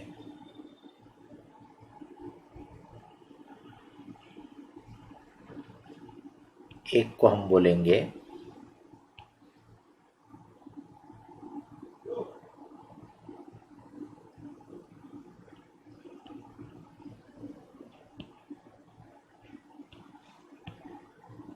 लॉस, एक को हम बोलेंगे लॉसेस, और दूसरे को हम बोलेंगे खर्चा, एक्सपेंडिचर। अब लॉसेस यानी क्या कि जब हमारा कुछ वैल्यूएबल गया पर हमको बदले में कुछ नहीं मिला, उसको हम बोलते हैं लॉस, उसको हम बोलते हैं लॉस, नुकसान हो गया। तो समथिंग वैल्यूएबल हमारा गया, रिड्यूस हो गया, या हमारे ऊपर कोई ऑब्लिगेशन क्रिएट हो गया लेकिन बदले में कोई बेनिफिट नहीं मिला, तो उसको हम बोलते हैं लॉसेस। अब एक्सपेंडिचर में हमारा कुछ वैल्यूएबल जाता है या हमारे ऊपर कोई ऑब्लिगेशन क्रिएट होता है, लायबिलिटी क्रिएट होती है, लेकिन बदले में कुछ ना कुछ बेनिफिट हमको मिलता है, बदले में कुछ तो भी, रिटर्न में कुछ तो भी हमको मिला है, वहां पे हम वर्ड यूज करते हैं एक्सपेंडिचर, खर्चा। अब लॉसेस को हम फिर से क्लासिफाई करते हैं, लॉसेस को हम फिर से क्लासिफाई करते हैं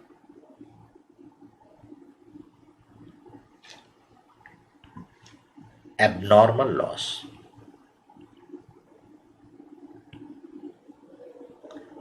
नॉर्मल लॉस, एबनॉर्मल लॉस और नॉर्मल लॉस, ऐसा हम क्लासिफाई करते हैं। अपन ने इवन सीपीटी लेवल में यानी फाउंडेशन लेवल में भी ये लॉसेस का ब्रेकअप की बात की है। कंसाइनमेंट चैप्टर जब आपको पढ़ाया था तब आपको पता था, मैंने आपको तब भी बोला था कि कॉस्टिंग वगैरह में इसका बहुत ज़्यादा यूज़ होता है, तो यहाँ पे हमारे लिए इम्पोर्टेंट रहता है। तो एबनॉर्मल लॉस यानी जो बाय चांस होता है, बाय एक्सीडेंट होता है, यानी जो होना नहीं चाहिए बट हो जाता है, उसको अपन बोलते हैं एबनॉर्मल लॉस। एबनॉर्मल लॉस को हम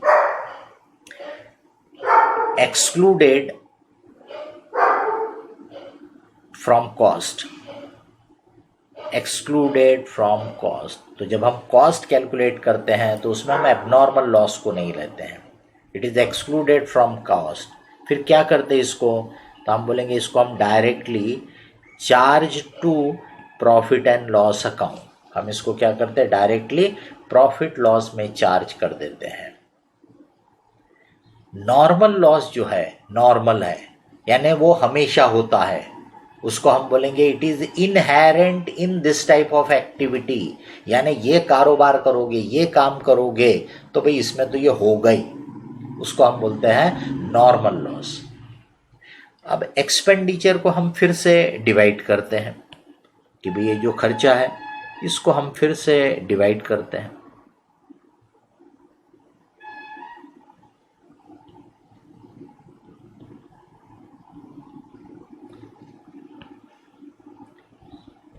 रेवेन्यू एक्सपेंडिचर, जिसको कॉमनली अपन खर्चा बोल देते, सिर्फ एक्सपेंस वर्ड यूज कर देते हैं। Capital expenditure, capital expenditure, deferred expenditure भी अपन इसी के साथ जोड़ सकते हैं। तो कैपिटल एक्सपेंडिचर, डेफर्ड एक्सपेंडिचर और प्रीपेड एक्सपेंसेस अपन बोल सकते हैं। ये तीनों वर्ड का मतलब आपको अच्छे से मालूम है, ठीक है, इस पे ज़्यादा अपने को बोलने की ज़रूरत नहीं है। कैपिटल एक्सपेंडिचर या डेफर्ड एक्सपेंडिचर जो रहता है उसका कुछ पार्ट जो रहता है, यानी उसके फिर से आप ब्रेकअप करते हो, इसका जो कुछ पार्ट रहता है उसको आप डेप्रिसिएशन की तरह चार्ज करते हो, बराबर। ये क्या है आपका डेप्रिसिएशन, और ये बचा हुआ बैलेंस। अब ये जो बैलेंस है ये, और ये जो प्रीपेड है ये, इनको आप कैरी फॉरवर्ड कर लेते हो नेक्स्ट ईयर की बुक्स में, बराबर। तो कैपिटल एक्सपेंडिचर या डेफर्ड एक्सपेंडिचर का जो बचा पार्ट है और जो प्रीपेड एक्सपेंस है, यानी जिसका बेनिफिट नेक्स्ट पीरियड में मिलने वाला है, उनको आप क्या करते हो, कैरी फॉरवर्ड कर लेते हो, बराबर। अब ये जो 3 चीजें बच गई, इन्हीं को अपन कॉस्ट में इंक्लूड करते हैं। तो हमारी जो कॉस्ट होती है उसमें ये 3 चीजें हम बोलते हैं। कॉस्ट में एक ये नॉर्मल लॉस, दूसरा ये आपका रेवेन्यू एक्सपेंडिचर, और तीसरा ये आपका डेप्रिसिएशन या राइट ऑफ वाली कॉस्ट। इन तीनों को मिला के ही हम क्या वर्ड यूज करते हैं, कॉस्ट। ये है, हम बोलेंगे हमारी कॉस्ट। अब ये कॉस्ट को हम एलिमेंट वाइज ब्रेक करते हैं, एलिमेंट वाइज। तो 3 एलिमेंट में हम इसको ब्रेक करते हैं। ये जो कॉस्ट है इसको हम 3 एलिमेंट में ब्रेक करते हैं।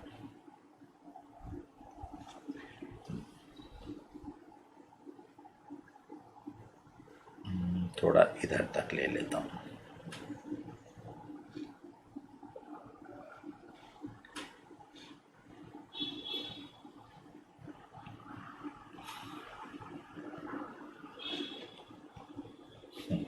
तो ये कॉस्ट में 3 एलिमेंट जो बन जाते हैं, एक है मटेरियल, यानी कुछ तो भी फिजिकल फॉर्म में। दूसरा है लेबर, यानी जो सर्विसेज वगैरह आप लेते हो जिनकी लेबर, और बाकी की जितनी भी फैसिलिटीज, जितनी भी अदर सर्विसेज वगैरह होती हैं, उनको आप बोलते हो expenses,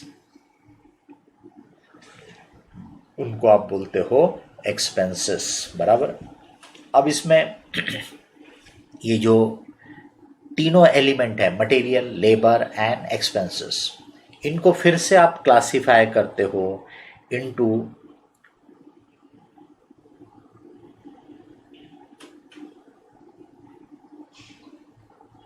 direct and indirect, direct और इनडायरेक्ट। लेबर को भी आप ब्रेक करते हो डायरेक्ट एंड इनडायरेक्ट। एक्सपेंसेस को भी आप ब्रेक करते हो डायरेक्ट एंड इनडायरेक्ट। अभी मैं आपको एक ओवरव्यू दे रहा हूं पूरे कॉस्टिंग का, ठीक है। बाद में अपन डिटेल में जब पढ़ेंगे तो अपन हर एक चीज के बारे में डिटेल में स्टडी करेंगे, लेकिन अभी मैं आपको एक ओवरव्यू दे रहा हूं ताकि आपको एक आइडिया आ जाए कि एग्जैक्टली ये सब्जेक्ट क्या है, किस टाइप का है। तो मैं थोड़ा थोड़ा अभी मीनिंग बताऊंगा। तो जैसे डायरेक्ट कॉस्ट यानी क्या, तो भाई जिस चीज की आप कॉस्ट निकाल रहे हैं, ये कॉस्ट ऑब्जेक्ट जिसकी आप कॉस्ट निकाल रहे हैं, तो आप कोई गुड्स की कॉस्ट निकाल रहे हैं, तो जो जो कॉस्ट उस गुड्स के साथ डायरेक्टली लिंक की जा सकती है, डायरेक्टली कनेक्ट की जा सकती है, उसको बोलेंगे which can be attributed to that particular goods, that particular services, उसको बोलेंगे डायरेक्ट कॉस्ट। फॉर एग्जाम्पल, जैसे अभी आप पढ़ाई के लिए कोई टेबल यूज कर रहे होंगे, अब क्लास में रहते आप तो मैं आपको क्लास का टेबल बता देता था, अब अभी आप अपने घर पे हो, मैं भी अपने घर पे हूं, है ना। तो इसलिए फिर भी मैं टेबल बोल रहा हूं आपको, जिस टेबल पे आप भी पढ़ाई करने के लिए बैठे हुए होंगे, वो टेबल को देख करके आप बोल सकते हो कि इसमें लकड़ी लगी है या प्लाईवुड लगा हुआ है, माइका लैमिनेट वो लगा हुआ है, बराबर। तो यानी ये चीजें आपको उसमें दिख रही है, यू कैन रिलेट कि अगर ये टेबल बनाना है तो ये चीजें उसके लिए जरूरी है। That is called direct cost. Traceable, वो इसमें दिख रहा है, इसको ट्रेस कर सकते हैं आप, लिंक कर सकते हैं कि ये प्लाईवुड, ये लैमिनेट।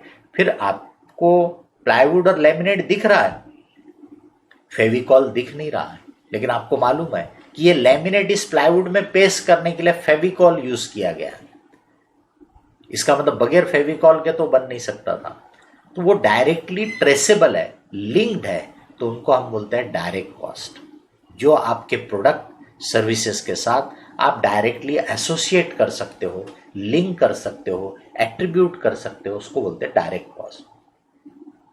अब आपको टेबल में बना हुआ, यानी आप आसानी से बोल सकते हो कि इसको बनाने में कारपेंटर ने मेहनत की है।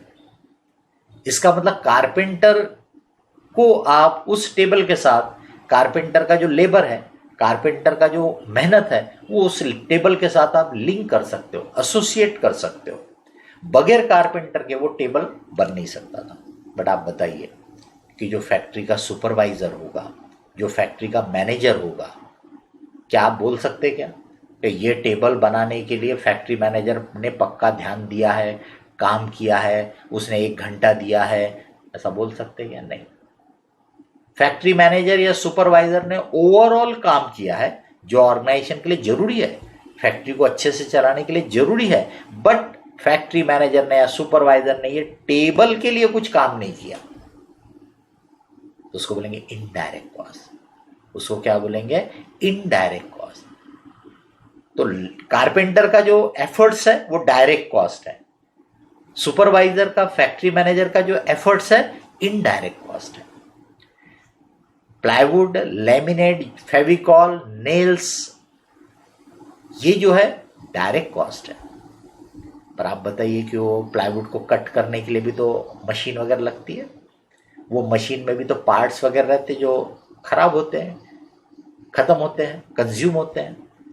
तो वो मशीन के छोटे छोटे पार्ट्स रहते हैं, स्पेयर पार्ट्स वगैरह रहते हैं, कंज्यूमेबल आइटम्स रहते हैं, वो भी तो मटेरियल है। पर आप बोल सकते क्या कि ये टेबल में वो मशीन के कंज्यूमेबल लगे हैं करके? नहीं बोल सकते। मशीन इसके लिए यूज हुई और वो स्पेयर पार्ट्स, वो कंज्यूमेबल्स, वो ल्यूब्रिकेंट वो मशीन में लगे, मशीन को चलाने में यूज हो रहे हैं। तो वो मशीन को चलाने में यूज हो रहा है, मशीन इसके लिए काम में आ रही है टेबल बनाने के लिए, तो इसका कैसा हो गया? लंबा जर्नी ना, इनडायरेक्ट कॉस्ट। तो डायरेक्टली इसके लिए नहीं लगा है। ऐसे खर्चे हो सकते हैं। तो कुछ खर्चे जो प्रोडक्ट के साथ आप लिंक कर सकते हो, एसोसिएट कर सकते हो, वो डायरेक्ट कॉस्ट है, बाकी की इनडायरेक्ट कॉस्ट है। मटेरियल में डायरेक्ट का प्रोपोर्शन बहुत ज्यादा रहेगा, इनडायरेक्ट का कम रहेगा। लेबर में भी डायरेक्ट का प्रोपोर्शन काफी रह सकता है, बट इनडायरेक्ट भी काफी रह सकता है। यानी एक समझाने के लिए बोल रहा हूं कि मटेरियल में आप बोल सकते हो 80% material, 90% material can be direct, 10-15% can be indirect. Labour में यू कैन से कि भी 50-50 labour direct, 50% can be indirect.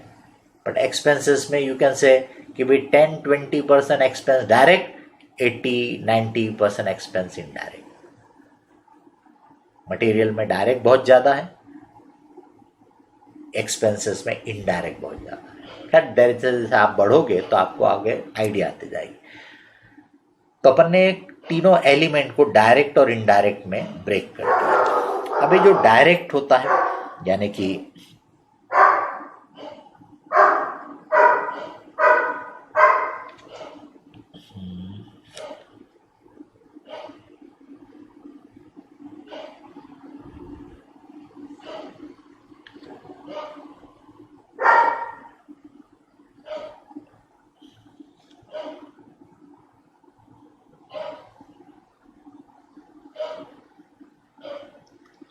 ये डायरेक्ट मटेरियल, ये डायरेक्ट लेबर, ये डायरेक्ट एक्सपेंस, ये तीनों डायरेक्ट को ऐड कर लिया तो इसको बोलते हैं प्राइम कॉस्ट। इसको बोलते हैं प्राइम कॉस्ट। ठीक है, तो direct material, direct labour, direct expense को जोड़ दिया तो that is called prime cost. अब ये जो इनडायरेक्ट है, इनडायरेक्ट मटेरियल,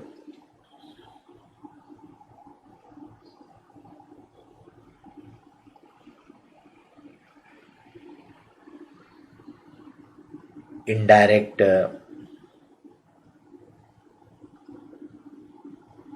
लेबर, और ये इनडायरेक्ट आपका एक्सपेंस। तो इनडायरेक्ट मटेरियल, इनडायरेक्ट लेबर, ये इनडायरेक्ट एक्सपेंसेस, इनको आपने जोड़ लिया तो इनको बोला जाता है ओवरहेड।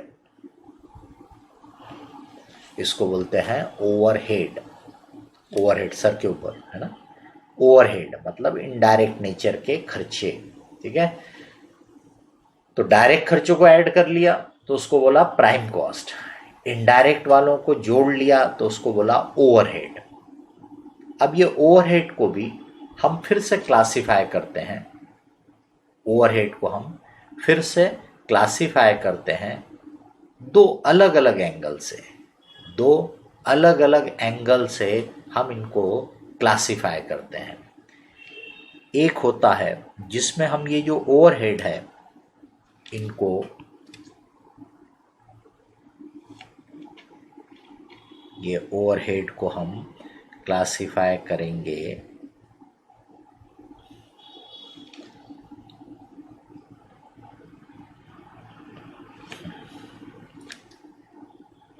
उनके फंक्शन के हिसाब से, उनके काम के हिसाब से हम ये ओवरहेड को क्लासिफाई करते हैं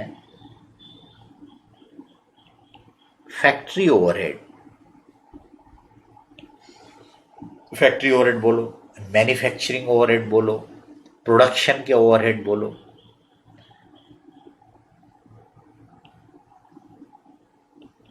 administrative overhead, administrative overhead, office के ओवरहेड बोलो, एडमिनिस्ट्रेशन के ओवरहेड बोलो।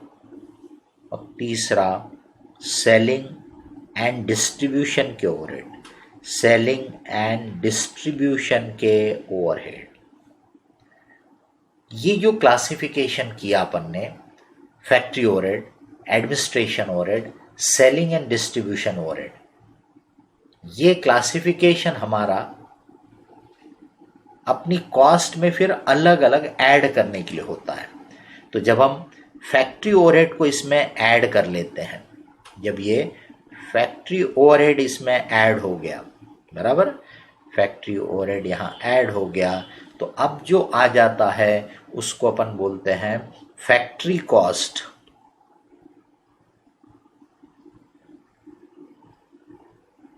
फैक्ट्री कॉस्ट बोलेंगे, प्रोडक्शन कॉस्ट बोलेंगे। जब हम ये एडमिनिस्ट्रेशन के ओवरहेड इसमें ऐड कर लेते हैं तो ऑफिस एंड एडमिनिस्ट्रेशन के ओवरहेड भी इसमें ऐड हो गए। तो अब जो आ गया इसको अपन टोटल कॉस्ट बोल देते हैं, टोटल कॉस्ट। अब इसमें अपन ने सेलिंग एंड डिस्ट्रीब्यूशन के खर्चे भी ऐड कर लिए। ये जो हो गया इसको अपन बोलते हैं कॉस्ट ऑफ सेल्स। इसको अपन क्या बोलते हैं? Cost of sales, cost of sales. अब इसको फिर सेल के साथ आप कंपेयर करोगे, सेल्स के साथ आप इसको कंपेयर करोगे तो जो डिफरेंस आएगा दैट इज योर प्रॉफिट। तो ये मैंने आपको एक सिंपल सी कॉस्ट शीट बना के दिखा दिया, इसको बोलते हैं कॉस्ट शीट। इसमें और डिटेल अपन बाद में देखेंगे, बट एक सिंपल सा वर्जन कि भाई ये आपने अपनी एक कॉस्ट शीट बना दी है। Direct material, direct labour, direct expense को जोड़ा, यानी कि जो डायरेक्टली प्रोडक्ट के साथ, सर्विसेज के साथ आप लिंक कर सकते थे, एसोसिएट कर सकते थे, यानी आप बोल सकते थे कि भाई ये चीज बनाने के लिए ये लगता ही है, बराबर, दैट इज डायरेक्ट कॉस्ट।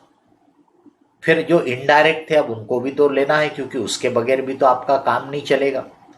भाई फैक्ट्री चलाना है तो सुपरवाइजर भी चाहिए, फैक्ट्री मैनेजर भी चाहिए, फैक्ट्री चलाना है तो भाई आपको मशीनरी भी चाहिए, फैक्ट्री की बिल्डिंग भी चाहिए। तो मशीनरी रहेगी तो उसका डेप्रिसिएशन भी रहेगा, उसका रिपेयर्स एंड मेंटेनेंस भी रहेगा। अब आप ही बताइए कि जो टेबल आपने बनाया उस वर्कशॉप में, क्या उस टेबल में आप मशीन को यानी कि मशीन के डेप्रिसिएशन को डायरेक्टली एट्रीब्यूट कर सकते क्या कि भाई ये टेबल बनाने के लिए इतना मशीन का डेप्रिसिएशन? नहीं कर सकते। बट इनडायरेक्टली तो वो उसी के तो काम में आ रहा है ना, वो काम में तो उसी के आ रहा है, टेबल बनाने की काम में आ रहा है मशीन। तो मशीन का डेप्रिसिएशन, मशीन का रिपेयर्स एंड मेंटेनेंस, ये सब भी तो खर्चे हो रहे हैं, तो इनको बोलेंगे इनडायरेक्ट कॉस्ट। तो इसका मतलब ये इनडायरेक्ट कॉस्ट को भी तो आप ही प्रोडक्शन की वजह से ही कर रहे हैं ना। अगर प्रोडक्ट बनाना नहीं होता तो आप काय को मशीन रखते, काय को फैक्ट्री की बिल्डिंग रखते? तो इसका मतलब ये खर्चे भी है तो उसी काम के लिए, तो इसको भी कॉस्ट में इंक्लूड करना है। तो कैसे इंक्लूड करना? तो उसको उसके नेचर के हिसाब से, उसके फंक्शन के हिसाब से 3 टाइप में क्लासिफाई किया गया। फैक्ट्री ओवरहेड यानी जो फैक्ट्री से कनेक्टेड है, एडमिनिस्ट्रेशन ओवरहेड है ना, ऑफिस एंड जनरल एडमिनिस्ट्रेशन से कनेक्टेड है। सेलिंग एंड डिस्ट्रीब्यूशन के ओवरहेड है ना, मार्केटिंग से कनेक्टेड खर्चे। तो फैक्ट्री के खर्चे इंक्लूड कर लिए तो फैक्ट्री कॉस्ट हो गई, एडमिनिस्ट्रेशन के भी इंक्लूड कर लिए तो टोटल कॉस्ट हो गई, सेलिंग के भी इंक्लूड कर लिए तो कॉस्ट ऑफ सेल्स हो गई, सेल से कंपेयर किया तो प्रॉफिट आ गया। ये जो आपने कॉस्ट शीट बनाए, ये जो आपने कॉस्ट शीट बनाई है, बराबर, इसको बोला जाता है absorption costing.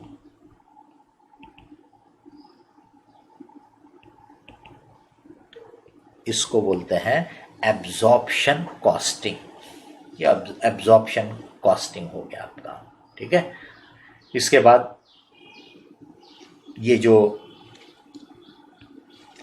Classification of overhead का दूसरा तरीका है कि भाई ये जो ओवरहेड है इनको हम क्लासिफाई करते हैं इनटू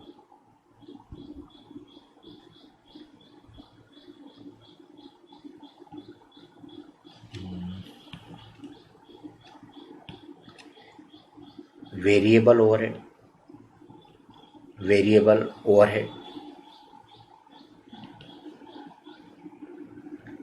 सेमी वेरिएबल ओवरहेड, कोई उसको सेमी फिक्स ओवरहेड भी बोल सकता है, कोई सेमी वेरिएबल ओवरहेड भी बोल सकता है। फिक्स ओवरहेड, ये तो ये जो क्लासिफिकेशन है ओवरहेड का, ये अकॉर्डिंग टू वेराइबिलिटी है, वेराइबिलिटी के नेचर के हिसाब से, कि जो खर्चा आपके प्रोडक्शन के प्रपोर्शन में घटता बढ़ता है, प्रोडक्शन बढ़ाया उसी प्रपोर्शन में वो खर्चा भी बढ़ेगा, प्रोडक्शन घटाया उसी प्रपोर्शन में वो खर्चा भी घटेगा, तो उसको बोला जाता है वेरिएबल ओवरहेड। आप इमेजिन करो कि अगर आप 100 टेबल बनाते थे, अब उसकी बजाय अगर आप 110 टेबल बनाएंगे तो ऑब्वियस है कि मटेरियल का खर्चा एग्जैक्ट 10 टेबल के हिसाब से बढ़ जाएगा। जहां 100 शीट पहले लगती होंगी अगर प्लाईवुड की, तो अब 110 शीट लगेंगी। जहां लैमिनेट की 100 शीट लगती थी या 50 लगती थी मान लो, तो अभी 55 लगेंगी, यानी प्रोपोर्शनेटली बढ़ेगा। कारपेंटर का टाइम जितना लगता था अभी उसका 10% बढ़ जाएगा, यानी प्रोपोर्शनेटली चेंज हो जाएगा। तो इसका मतलब जो प्राइम कॉस्ट रहती है, प्राइम कॉस्ट जो ऊपर बोला था, यानी direct material, direct labour, direct expense, यानी जो डायरेक्ट कॉस्ट है वो बाय नेचर वेरिएबल रहने के चांस, कभी उसमें एक हाथ कोई एलिमेंट फिक्स आ सकता है, बट इन जनरल आप बोल सकते हो कि डायरेक्ट कॉस्ट जो होती है वो वेरिएबल कॉस्ट होती है। तो डायरेक्ट कॉस्ट तो वेरिएबल हो ही गई, अब इनडायरेक्ट कॉस्ट में भी वेरिएबल पार्ट जो प्रोडक्शन के हिसाब से, सर्विसेज के हिसाब से प्रोपोर्शनेटली घटता बढ़ता होगा, वो वेरिएबल नेचर का कहलाएगा। जो प्रोडक्शन घटाने या बढ़ाने के बावजूद, irrespective of change in your production level, production बढ़ाया, प्रोडक्शन घटाया, फिर भी वो सेम रहता है, बदलता नहीं है, उसको बोलेंगे फिक्स। उसको बोलेंगे फिक्स नेचर के ओवरहेड, फिक्स है, बदलते नहीं है। प्रोडक्शन बढ़ा रहे तो भी उतने ही रहते, प्रोडक्शन घटा रहे तो भी उतने रहते। फॉर एग्जाम्पल, आप अगर जैसे पावर चार्जेस, पावर का मतलब क्या होता है, मशीन को चलाने के लिए जो इलेक्ट्रिसिटी लगती है उसको बोलते हैं पावर। तो आप सोचिए 100 टेबल बना रहे थे तो जितनी देर मशीन चल रही थी, अगर 150 टेबल बनाऊंगा, 150 टेबल बनाऊंगा, तो बट नेचुरल मशीनरी 1.5 टाइम्स ज़्यादा चलेगी। तो मतलब जो पावर यानी electricity which is required to run the machinery, वो प्रोपोर्शनेटली बढ़ जाएगी, ज़्यादा लगेगा। तो उसको बोलेंगे वेरिएबल नेचर का कॉस्ट हो गया, वेरिएबल नेचर का ओवरहेड हो गया। बट आप इमेजिन करो, 100 टेबल बन रहे थे तब भी फैक्ट्री मैनेजर एक ही है, 150 बन रहे तो भी फैक्ट्री मैनेजर एक ही है, सैलरी वही है। इसका मतलब 100 के बजाय 150 टेबल बनाया तो भी फैक्ट्री मैनेजर की सैलरी उतनी रहने वाली है। किसी पीरियड में मान लो 100 के बजाय 80 टेबल बनाया तो फैक्ट्री मैनेजर की सैलरी अपन कट नहीं करने वाले हैं, है ना। इसका मतलब वो फिक्स नेचर की हो गई। प्रोडक्शन घटने बढ़ने के बावजूद भी क्या हो रहा, वो बदल नहीं रहा है, तो उसको बोलेंगे फिक्स। अब सेमी वेरिएबल इन दोनों के बीच में है,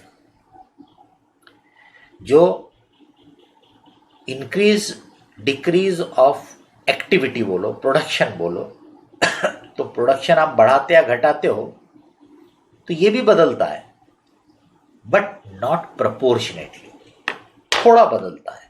तो भाई जैसे प्रोडक्शन मैंने 50% से बढ़ाया तो सेमी वेरिएबल भी बढ़ेगा, बट हो सकता 20% बढ़ेगा, हो सकता 25% बढ़ेगा। That is the nature of semi variable. तो इसका मतलब वेरिएबल, सेमी वेरिएबल, फिक्स, ये क्लासिफिकेशन किया। अब आगे अपन पढ़ेंगे कि semi variable as it is हमारे लिए काम का नहीं है, तो हम ये सेमी वेरिएबल के दो टुकड़े कर देते हैं। इसमें का वेरिएबल पोर्शन, वेरिएबल कंपोनेंट, तो इसमें का वेरिएबल पार्ट हम इसके साथ जोड़ लेते हैं और फिक्स पार्ट हम इसके साथ जोड़ लेते हैं, बराबर। इसका मतलब हो गया कि अल्टीमेटली हमारे पास दो ही बचते हैं, वेरिएबल ओवरहेड और फिक्स ओवरहेड, दो ही बचते हैं, वेरिएबल और फिक्स। क्योंकि सेमी वेरिएबल को क्या कर दिया आपने, ब्रेक कर दिया into variable and fix, variable और फिक्स में आपने उनको ब्रेक कर दिया। तो जो प्राइम कॉस्ट है वो भी वेरिएबल है, जो ये वेरिएबल ओवरहेड है वो भी वेरिएबल है। तो यहाँ पे हम इस साइड में लिखेंगे कि भाई यह आपकी प्राइम कॉस्ट, प्राइम कॉस्ट में क्या आता आपने देख लिया, लेबर, मटेरियल, एक्सपेंस जो डायरेक्ट नेचर के, दैट इज प्राइम कॉस्ट। तो आप इसको प्राइम कॉस्ट लिख लो, डायरेक्ट कॉस्ट लिख लो। वेरिएबल ओवरहेड इसमें आपने ऐड कर लिया, ये वेरिएबल ओवरहेड ये इसमें ऐड हो गया, तो इसको बोल सकते हैं वेरिएबल कॉस्ट, मार्जिनल कॉस्ट। तो ये वेरिएबल कॉस्ट, मार्जिनल कॉस्ट ऐसा कहलाता है। अब जो इसका नॉर्मल तरीका है प्रेजेंटेशन का, उसके हिसाब से मैं आगे लिख रहा हूं, लेकिन अगर मैं वेरिएबल कॉस्ट, मार्जिनल कॉस्ट में फिक्स ओवरहेड भी ऐड कर लूं, मैं वेरिएबल कॉस्ट, मार्जिनल कॉस्ट में फिक्स ओवरहेड भी ऐड कर लूं, तो टोटल कॉस्ट आ गई, बराबर। तो टोटल कॉस्ट आ गई। तो आप वैसा भी प्रेजेंटेशन बना सकते हो, लेकिन कॉमन जो प्रेजेंटेशन होता है कि मैं जो वेरिएबल या मार्जिनल कॉस्ट है इससे सेल्स को कंपेयर करता हूं, इससे सेल्स को कंपेयर करता हूं। अब ये सेल से कंपेयर करने के बाद जो डिफरेंस आता है उसको बोलते हैं कंट्रीब्यूशन, उसको बोलते हैं कंट्रीब्यूशन। अब इसमें से फिर मैं फिक्स खर्चों को हटाता हूं, माइनस करता हूं, फिर मैं यहां पे लेता हूं फिक्स ओवरहेड, फिक्स कॉस्ट। तो कंट्रीब्यूशन में से जब मैं फिक्स कॉस्ट हटाता हूं, माइनस करता हूं, क्योंकि कंट्रीब्यूशन यानी समझने के लिए अभी के लिए ग्रॉस प्रॉफिट की तरह हो गया, एग्जैक्ट सेम मीनिंग नहीं है, बट एक रफ आइडिया देने के लिए बोल रहा हूं, समझ लो जैसा ग्रॉस प्रॉफिट की तरह हो गया। उसमें से अब मैं फिक्स खर्चे माइनस करूंगा तो जो आएगा ये मेरा कहलाएगा प्रॉफिट, ये मेरा कहलाएगा प्रॉफिट। समझ रहे? तो ये वाला प्रेजेंटेशन जब किया जाता है, ये वाला जो क्लासिफिकेशन यूज किया जाता है, इसको बोलते हैं marginal costing. This is called marginal costing, इसको बोलते हैं मार्जिनल कॉस्टिंग सिस्टम। तो कॉस्टिंग के दो ब्रॉड इंपॉर्टेंट ब्रेकअप हो जाते हैं, एब्जॉर्प्शन कॉस्टिंग और मार्जिनल कॉस्टिंग। तो ये एब्जॉर्प्शन कॉस्टिंग है।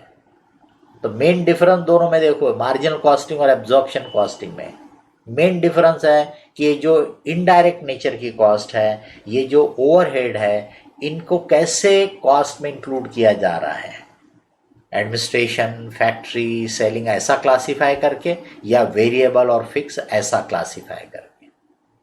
एडमिनिस्ट्रेशन, फैक्ट्री, सेलिंग ऐसा लिया, मतलब उसमें वेरिएबल फिक्स सब मिक्स है, तो that is called absorption costing. और जहां पे आप वेरिएबल अलग कर देते हो, तो आपने पूरे वेरिएबल खर्चों को ऐड कर लिया, पूरे वेरिएबल खर्चों को ऐड कर लिया, तो that is called variable cost या मार्जिनल कॉस्ट। और उसको फिर सेल्स से कंपेयर किया, तो डिफरेंस को बोलते हैं कंट्रीब्यूशन।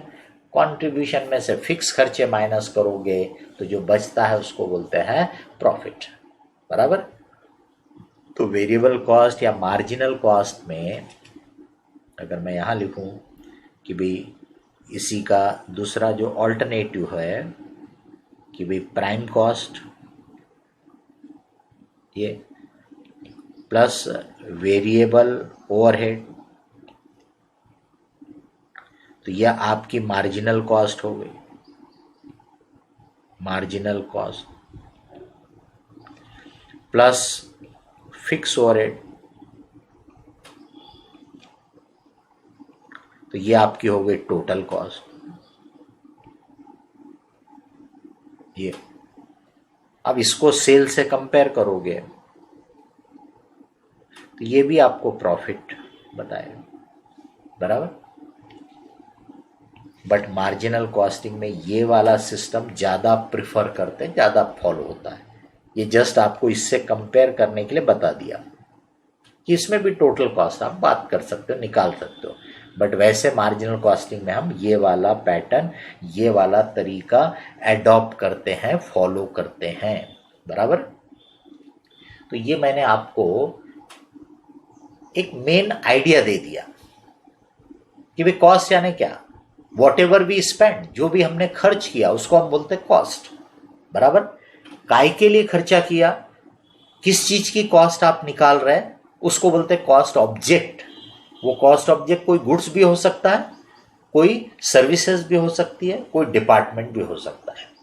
उसको किस टर्म्स में आप मेजर कर रहे हैं, केजीज में बात कर रहे हैं कि टर्म्स में बात कर रहे हैं कि लीटर्स में बात कर रहे हैं कि नंबर्स में बात कर रहे हैं, उसको अपन बोलते हैं कॉस्ट यूनिट। ये कॉस्ट कैलकुलेट करने की पूरी जो प्रोसेस है, टेक्निक्स है, उसको बोलते हैं कॉस्टिंग। उसको प्रॉपरली लिख के रखा, रिकॉर्ड करके रखा, उसको बोलते हैं कॉस्ट अकाउंटिंग। इस पूरे को डिसीजन मेकिंग के लिए, कॉस्ट कंट्रोल के लिए, कॉस्ट रिडक्शन के लिए यूज किया, तो उसको बोलेंगे कॉस्ट अकाउंटेंसी। और ये पूरे डाटा को प्रॉपर रिपोर्ट बना करके मैनेजमेंट को देंगे, जिससे कि मैनेजमेंट उसका अच्छे से यूज कर सके, उसके ऊपर एक्शन ले सके, डिसीजन ले सके। तो वो रिपोर्टिंग के सिस्टम को बोलेंगे मैनेजमेंट अकाउंटिंग, उसको बोलेंगे मैनेजमेंट अकाउंटिंग। अब सवाल उठता है कि भाई ये सब जो आप कर रहे हो, इसके पीछे का ऑब्जेक्टिव क्या है। ये मैं यहाँ अलग से लिख रहा हूँ। ऑब्जेक्टिव आपके ये कॉस्ट अकाउंटिंग का, कॉस्ट एंड मैनेजमेंट अकाउंटिंग का ऑब्जेक्टिव क्या है, पर्पस क्या है। तो हम बोल सकते हैं कि नंबर 1, डिसीजन मेकिंग में ये हमको मदद करता है। क्या है? डिसीजन मेकिंग में। अब डिसीजन मेकिंग का सिंपल सा एग्जांपल, जैसे आपने जो भी बनाया, what ever goods you have produce, आप सोच के देखिए, भाई बनाया तो बेचना भी तो पड़ेगा ना, और बेचने के लिए प्राइस भी तो डिसाइड करना पड़ेगा कि किस प्राइस में बेचें। अब प्राइस कैसे डिसाइड करेंगे? आपने अगर मनमाने ढंग से ज़्यादा प्राइस चार्ज किया तो भी नुकसान होगा, आपने अगर कम प्राइस चार्ज किया तो भी नुकसान होगा। अब जब मैंने बोला कि ज़्यादा प्राइस चार्ज किया तो भी नुकसान होगा, तो किसी को लगेगा सर ज़्यादा प्राइस चार्ज करेंगे तो नुकसान कहाँ होगा, वो तो प्रॉफिट ज़्यादा होगा। यही तो समझने की बात होती है ना। प्रॉफिट ज़्यादा अभी के लिए टेम्पररी होगा कि आपने जो चीज़ 100 में बेचना चाहिए था 110 में बेची, 120 में बेची, तो आपको लग रहा प्रॉफिट ज़्यादा होगा, बट ये जस्ट टेम्पररी होगा। थोड़े ही समय में मार्केट में ये बात फैल जाएगी कि अरे ये पार्टी बहुत महंगा बेचती है, चीटिंग कर रहा है, तो धीरे धीरे आपका कारोबार ठप हो जाएगा। लोग आपके पास खरीदने को नहीं आएंगे माल। अब जब खरीदने को ही नहीं आएंगे तो कहाँ से आपको प्रॉफिट ज़्यादा होगा, है ना। इसका मतलब ओवर प्राइसिंग करना ये भी लेके डूबेगा, और अंडर प्राइसिंग तो डूबेगा ही डूबेगा, क्योंकि मेरा खर्चा ज़्यादा हो रहा है, मैं बेच रहा कम में, तो माल तो बिकेगा, लोग भी खरीदने वाले खुश होंगे कि अरे क्या पार्टी मस्त सस्ते में दे रही, बोले, है ना, दुआएं देंगे आपको, लेकिन इकोनॉमिकली आप डूब जाओगे। इसका मतलब क्या हुआ, फेयर प्राइस फिक्स करना है, प्रॉपर प्राइस। अब प्रॉपर प्राइस कैसे होगा, तो भाई मेरे को कितने में ये गुड्स तैयार हो रहा वो तो पहले देखो, दैट इज द कॉस्ट। तो पहले इसकी कॉस्ट तो निकालो, कॉस्ट निकालो विथ प्रॉपर ब्रेकअप, और उसके ऊपर अपना प्रॉफिट मार्जिन ऐड करो। इस तरीके से आप प्राइस कैलकुलेट करोगे तो वो ज़्यादा रिजनेबल रहेगा, फेयर रहेगा, लॉन्ग टर्म में वही आपके काम में आएगा। फिर हम बोल सकते हैं कॉस्ट रिडक्शन, यानी कॉस्ट को कम करने की कोशिश करना, क्योंकि कॉस्ट जितनी रिड्यूस होगी प्रॉफिट मार्जिन उतनी बढ़ेगी। तो कॉस्ट रिडक्शन, कॉस्ट कंट्रोल, ये वर्ड यूज होते हैं, ये हमारे ऑब्जेक्टिव है।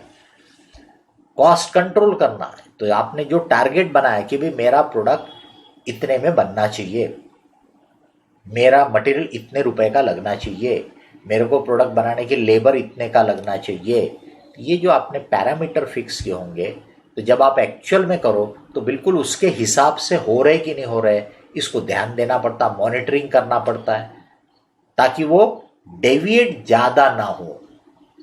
नहीं तो सोच के तो रखा था 100 में बनेगा पर बना 120 में, तो ये तो गड़बड़ हो जाएगी। तो इसको बोलते हैं कॉस्ट कंट्रोल। जैसा आपने पैरामीटर फिक्स किया, जैसा आपने प्लान किया, उसके हिसाब से ही सब कुछ हो, उसको बोलते हैं कंट्रोल करना। तो कॉस्ट रिडक्शन यानी कॉस्ट को कम करने की कोशिश करना, पर कॉस्ट कंट्रोल बोला मतलब जैसा आप चाहते हो वैसा मेंटेन करने का, उसके करीब उसको लाने का।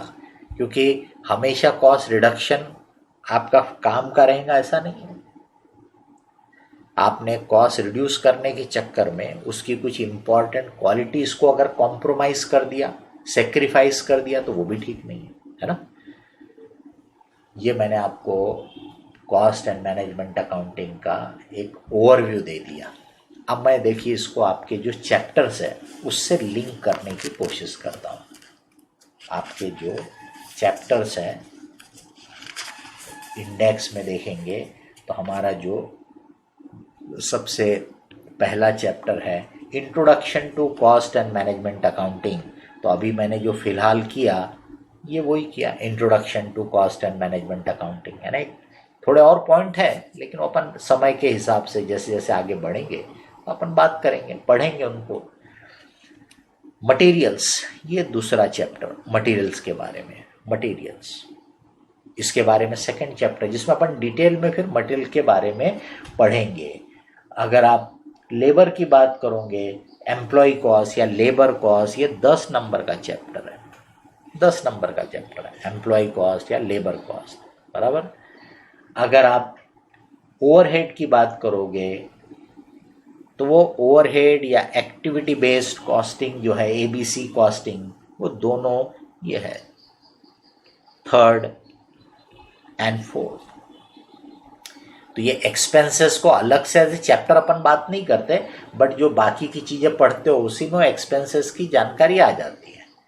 मटेरियल आप सेपरेट चैप्टर के तौर पे पढ़ते हो, लेबर आप सेपरेट चैप्टर के तौर पे पढ़ते हो, एक्सपेंसेस को एज सच सेपरेट चैप्टर के तौर पे देखने की ज़रूरत नहीं पड़ती है, वो आपका स्टडी में बाकी में कवर हो जाता है। लेकिन उसमें फिर जो ओवरहेड है उसको अपन अलग अलग देखते हैं।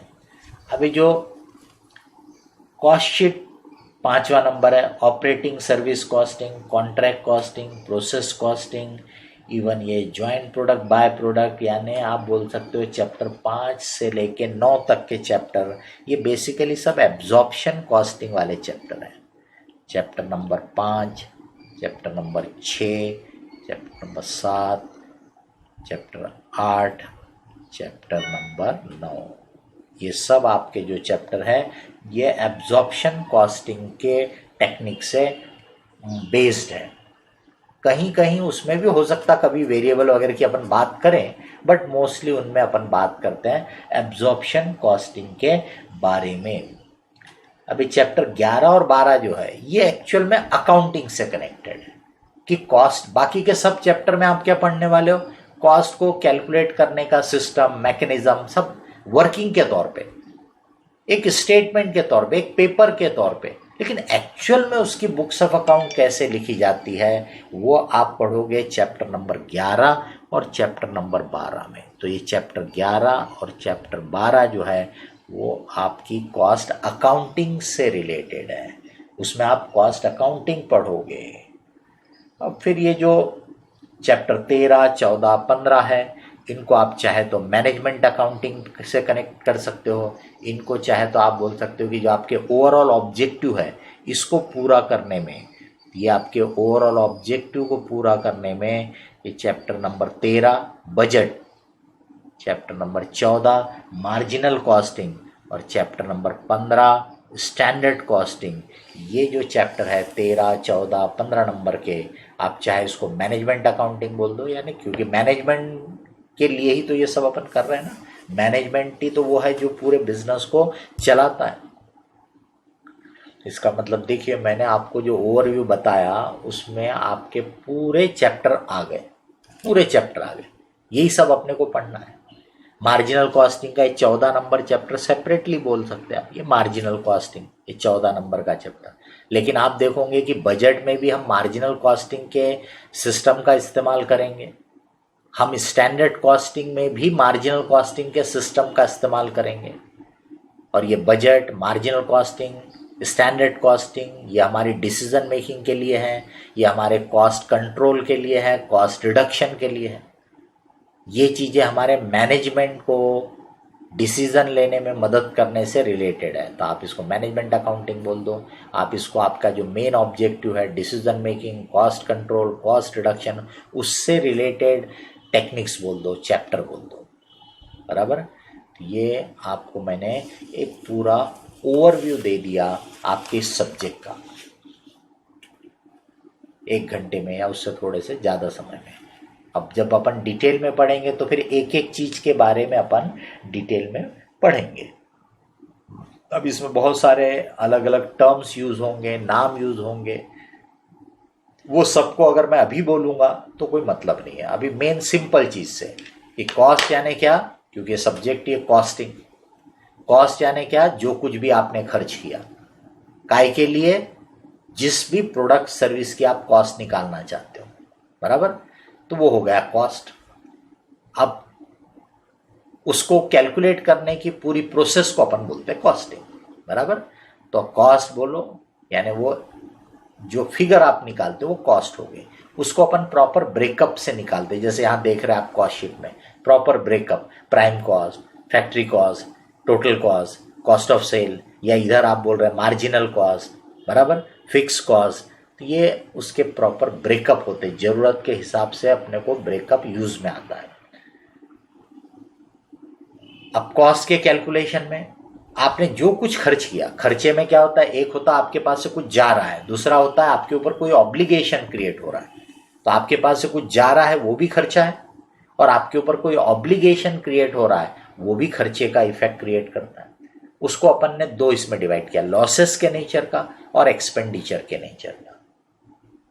लॉसेस यानी जिसमें कोई बेनिफिट नहीं मिलता है, पर उसको फिर से 2 डिवाइड किया, नॉर्मल और एबनॉर्मल। एबनॉर्मल लॉस को अपन कॉस्ट शीट में नहीं लेते हैं, कॉस्टिंग में नहीं लेते, मतलब कॉस्ट शीट में अपन, तो ये जो अपनी कॉस्ट शीट बनती है बेसिकली ये या ये वाली, इसमें अपन एबनॉर्मल नेचर की चीज़ों को नहीं लेते हैं। डिसीजन मेकिंग के लिए एबनॉर्मल चीज़ों को अपन, क्योंकि वो एबनॉर्मल है, बाय चांस हुआ है, इनमें नहीं लेना चाहते, इसलिए अपन उनको सीधे सीधे कहाँ कॉस्टिंग P&L में ले लेंगे, प्रॉफिट लॉस में चार्ज कर देंगे उनको। कॉस्ट कैलकुलेशन में जब अपन किसी प्रोडक्ट की कॉस्ट की बात करेंगे, किसी सर्विस की कॉस्ट की बात करेंगे, तो उसमें अपन एबनॉर्मल चीज़ को नहीं लेंगे। बट नॉर्मल लॉस यस वो लेंगे, क्योंकि वो नॉर्मल है, वो हमेशा होता है।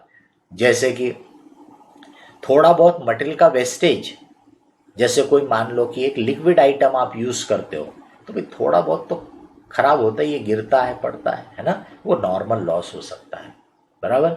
सिमिलरली लेबर मशीन है, थोड़ी बहुत टाइम मशीन खाली रहती है, जैसे कि मटेरियल लाने गया तो थोड़ा देर मशीन खाली है, तो ये जो आइडल टाइम होता है नॉर्मल है, ये प्रोडक्शन में होता ही है, बराबर।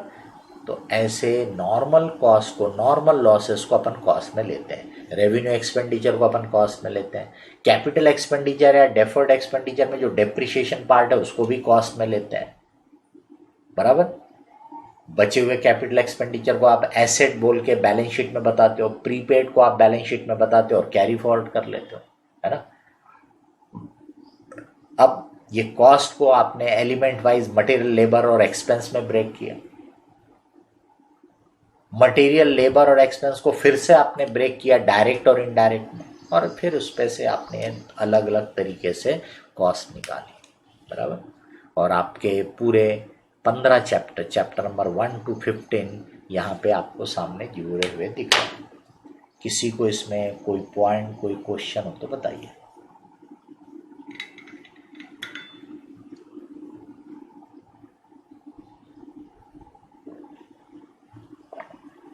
Any point, any question?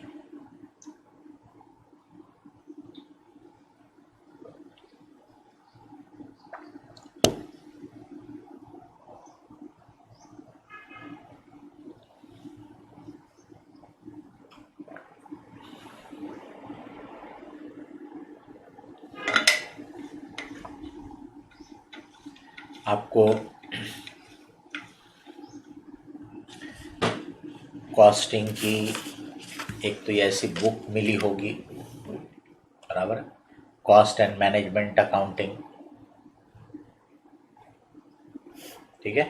ये एक बुक, इसमें पूरा कोर्स जो आपका है कवर किया हुआ है। इसमें थ्योरी होगी हर एक चैप्टर की, थ्योरी के साथ साथ इलस्ट्रेशन वगैरह हो सकते हैं। फिर उसके बाद आपको इसमें सेल्फ स्टडी के क्वेश्चन भी होंगे थोड़े बहुत, यानी जो क्वेश्चन का सॉल्यूशन दिया हुआ है, क्वेश्चन है सॉल्यूशन भी है, वो आपके सेल्फ स्टडी के लिए, मतलब होमवर्क के लिए, वो आपको घर पे पढ़ने का है। फिर आपको एक ऐसा क्वेश्चन सेट दिया होगा, questions for class work, questions for class work, बराबर। ये जो क्वेश्चन सेट है इसकी मदद से अपने को क्लास में अपनी पढ़ाई करना है। इसमें सब अनसॉल्व्ड क्वेश्चन है, एग्जाम के क्वेश्चन है, लेटेस्ट एग्जाम तक के क्वेश्चन उसमें होंगे। ये क्वेश्चन की मदद से अपने को ये पूरे सब्जेक्ट को पढ़ने का है, बराबर।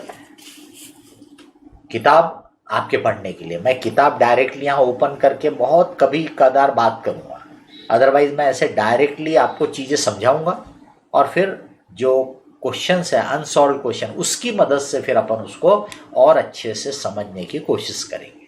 That is the approach we will follow. आपको जब कोई डिफ़िकल्टी है आप पूछ सकते हो, बट जैसे मैं कुछ पढ़ा रहा हूँ तो उस समय आप अपनी क्वेरी को, डिफ़िकल्टी को रोक के रखो अपने पास, चाहे तो लिख लो। जैसे मैं बोलूँगा एनी क्वेश्चन कि भाई इसमें कुछ बोलना है, पूछना है, पूछ लो, उस समय माइक ऑन करो और पूछ लो। तब तक माइक को ऑफ रखने का, नहीं तो डिस्टर्बेंस होता, आवाज आती बीच में, ठीक है। आपको लगे तो आप यहाँ पे चैट में भी डाल सकते हो। मैं जनरली यहाँ पे अपना एक लैपटॉप चालू रखता हूँ जिसमें मैसेज या चैट वाला जो है वो पोर्शन ओपन रहता है, तो आप अगर चैट में भी कुछ क्वेरी डालेंगे तो मैं उसको देख करके भी जवाब दूंगा। तो आप माइक स्टार्ट करके भी पूछ सकते हो, आप यहाँ पे चैट में लिख करके भी पूछ सकते हो, और तीसरा रहता है कि बाद में आप वो व्हाट्सएप ग्रुप की मदद से भी पूछ सकते हो, बट बेटर ऑप्शन रहता है कि यहीं पे पूछ लो। दैट इज ऑलवेज बेटर, क्योंकि यहाँ पर अपन वो बात कर रहे हैं तो ज़्यादा अच्छे से अपन उसको एलेबरेट कर सकते हैं, समझ सकते हैं। मेरे को आपकी क्वेरी में कुछ डाउट लगा तो मैं आपसे पूछ सकता हूँ कि भाई आपका मतलब ये है क्या, आपका मतलब ये है क्या, है ना। तो इसलिए बेटर ऑप्शन तो है कि आप यहीं पे पूछ लो, चैट में लिख के पूछो या माइक से पूछ लो। आपका जो दूसरा सब्जेक्ट रहेगा अकाउंटिंग, उसकी भी एक किताब है आपकी, ये अकाउंटिंग की किताब, पूरा कोर्स इसमें जो है वो आपको कवर करके दिया हुआ है, बराबर। पूरे थ्योरी है, इलस्ट्रेशन है, फिर उसके पास सॉल्व्ड क्वेश्चन भी है, यानी जो आपको होमवर्क के तौर पे करना है वो। फिर अकाउंट्स में भी एक ऐसा क्वेश्चंस फॉर क्लास वर्क का सेट है, क्वेश्चंस फॉर क्लास वर्क का सेट है ऐसा। इसमें वही अनसॉल्व क्वेश्चंस हैं जिनकी मदद से अपने को पूरा सब्जेक्ट पढ़ने का रहता है ना। फिर आपको अकाउंटिंग स्टैंडर्ड का अलग से मटेरियल दिया होगा, अकाउंटिंग स्टैंडर्ड का ये अलग से मटेरियल दिया हुआ है। इसमें जितने अकाउंटिंग स्टैंडर्ड आपके सीए इंटरमीडिएट के ग्रुप 1 में है उतने कवर किए हुए हैं, बराबर। ग्रुप 1 के अकाउंटिंग स्टैंडर्ड इसमें कवर किए हुए। ग्रुप 2 के जो रहेंगे वो बाद में मिलेंगे आपको। तो इस तरीके से आपको हमने कोर्स मटेरियल प्रोवाइड कर दिया। हो सकता है मैंने जो अभी कवर पेज दिखा है उसमें आपके पास जो हो कुछ चेंज दिख रहा हो, क्योंकि रीप्रिंट में कभी कभी ये लोग कवर पेज उसकी डिज़ाइन बदल भी देते हैं। तो हो सकता है मेरे पास पिछला वाला प्रिंट हो, आपको नया प्रिंट मिला हो, तो कलर या डिज़ाइन कुछ चेंजेस भी हो सकते हैं। बाकी कंटेंट में कोई प्रॉब्लम नहीं है, अपडेटेड रहेगा पूरा मटेरियल। और बीच में कभी कोई चेंजेस आते हैं सी इंस्टीट्यूट के तरफ से तो फिर अपन उस समय बात कर सकते हैं। कभी आपके नॉलेज में आता है, देखिए मैं एज ए टीचर क्या होता है हर समय सी इंस्टीट्यूट की वेबसाइट के भी टच में नहीं रहता हूँ, मैं सी इंस्टीट्यूट के मटेरियल को भी हर समय कोई देखता नहीं हूँ। मैं जब अपना कोर्स मटेरियल बनाता हूँ उस समय मैं एक बार सी इंस्टीट्यूट का मटेरियल देख लेता हूँ कि भाई पूरी चीज़ें मैंने कवर की कि नहीं की, कोई चीज़ छूट तो नहीं हो रही, कोई चीज़ ज़्यादा की तो नहीं है कि भाई मैं इंक्लूड कर रहा हूँ जबकि सी इंस्टीट्यूट के मटेरियल में है ही नहीं, मतलब उनके हिसाब से उन्होंने कोर्स में रखा ही नहीं है।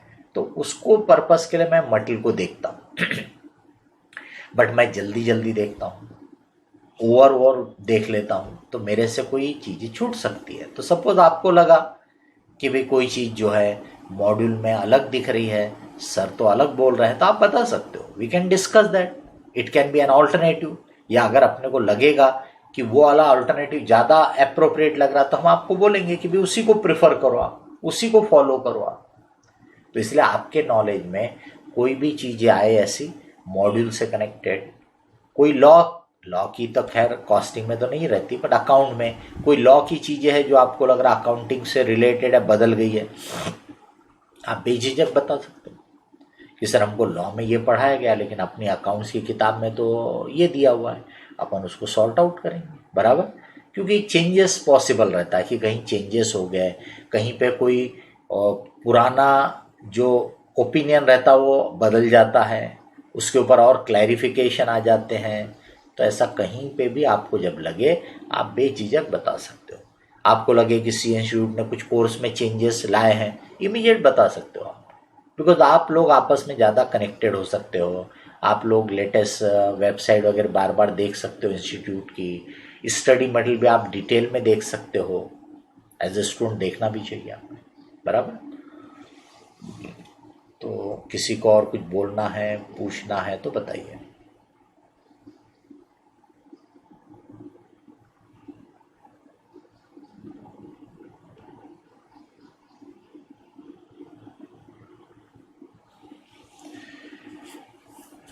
बोलिए, कोई बात, कोई क्वेश्चन।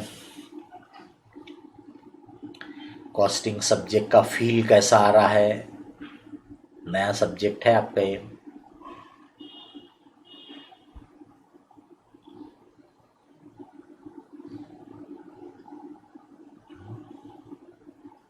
अगर हम इम्पोर्टेंस के पॉइंट ऑफ व्यू से बोलें तो कॉस्टिंग और financial management are more important than accounting, क्योंकि अकाउंटिंग में क्या है, बेसिकली हिस्टोरिकल डाटा को रिकॉर्ड करने का तरीका है, सिस्टम है। बट कॉस्टिंग में और फाइनेंशियल मैनेजमेंट में तो आप मैनेजमेंट को डिसीजन लेने में मदद करते हो।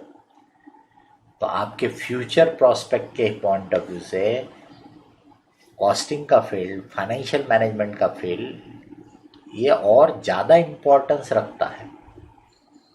लेकिन इनमें अच्छी पकड़ लाने के लिए, अच्छी ग्रिप लाने के लिए आपको अकाउंटिंग का भी अच्छा कमांड होना चाहिए। तो अगर आपने ये प्रैक्टिकल सब्जेक्ट जो है अकाउंटिंग, कॉस्टिंग, फाइनेंशियल मैनेजमेंट, इस पे ग्रिप बना लिया तो आपको सीए बनने से कोई नहीं रोक सकता, कोई नहीं रोक सकता। आप अच्छे लेवल के सीए बन सकते हो और आपका फ्यूचर प्रॉस्पेक्ट भी अच्छा रहेगा अगर आप ये प्रैक्टिकल सब्जेक्ट में स्ट्रांग हो तो। और अगर आप ये प्रैक्टिकल सब्जेक्ट को निग्लेक्ट करते हो, आप इसमें वीक रह जाते हो, तो फिर आपको एग्जाम पास करना भी भारी काम पड़ेगा, एग्जाम भी मुश्किल जाएगी। इसलिए शुरू से ध्यान दो, बिल्कुल कुछ नहीं समझा तो पूछो, पर शुरू से ध्यान दो, रेगुलर रहो, बिल्कुल ढील मत डालो। जो चीज़ डिफिकल्ट लगी तो उसके पीछे और पढ़ना चाहिए अपन, यार आज नहीं समझा, मतलब क्लास खत्म होने के बाद किताब में से पढ़ता हूँ, बराबर ऐसा जज्बा होना चाहिए पढ़ाई के लिए। अपन क्या करता है, यार डिफिकल्ट लग रहा, नहीं समझ में आ रहा क्लास चार्ट मार दिए, है ना, लेक्चर ऑफ कर दो, ध्यान नहीं दे रहे तो ऐसे से तो वो प्रॉब्लम और बढ़ता जाएगा। तो वैसा नहीं होना चाहिए। जो अच्छे से समझ में आ गया ना, उसके ऊपर और एफर्ट्स नहीं किया तो चलता है।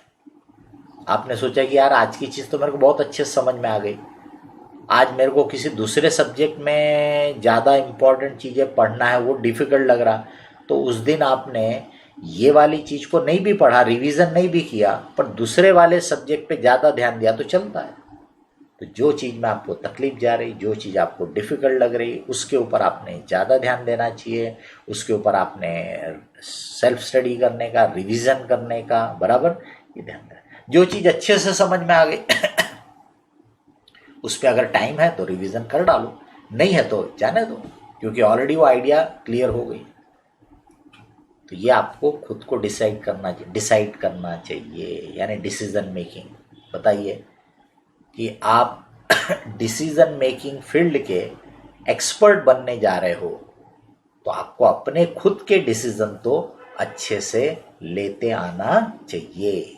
ठीक है, तो चलिए फिर आज का लेक्चर हम यहीं पे ख़त्म करते हैं। नेक्स्ट लेक्चर अपन अकाउंट्स का 9:30 को स्टार्ट करेंगे। ठीक है, ओके बाय।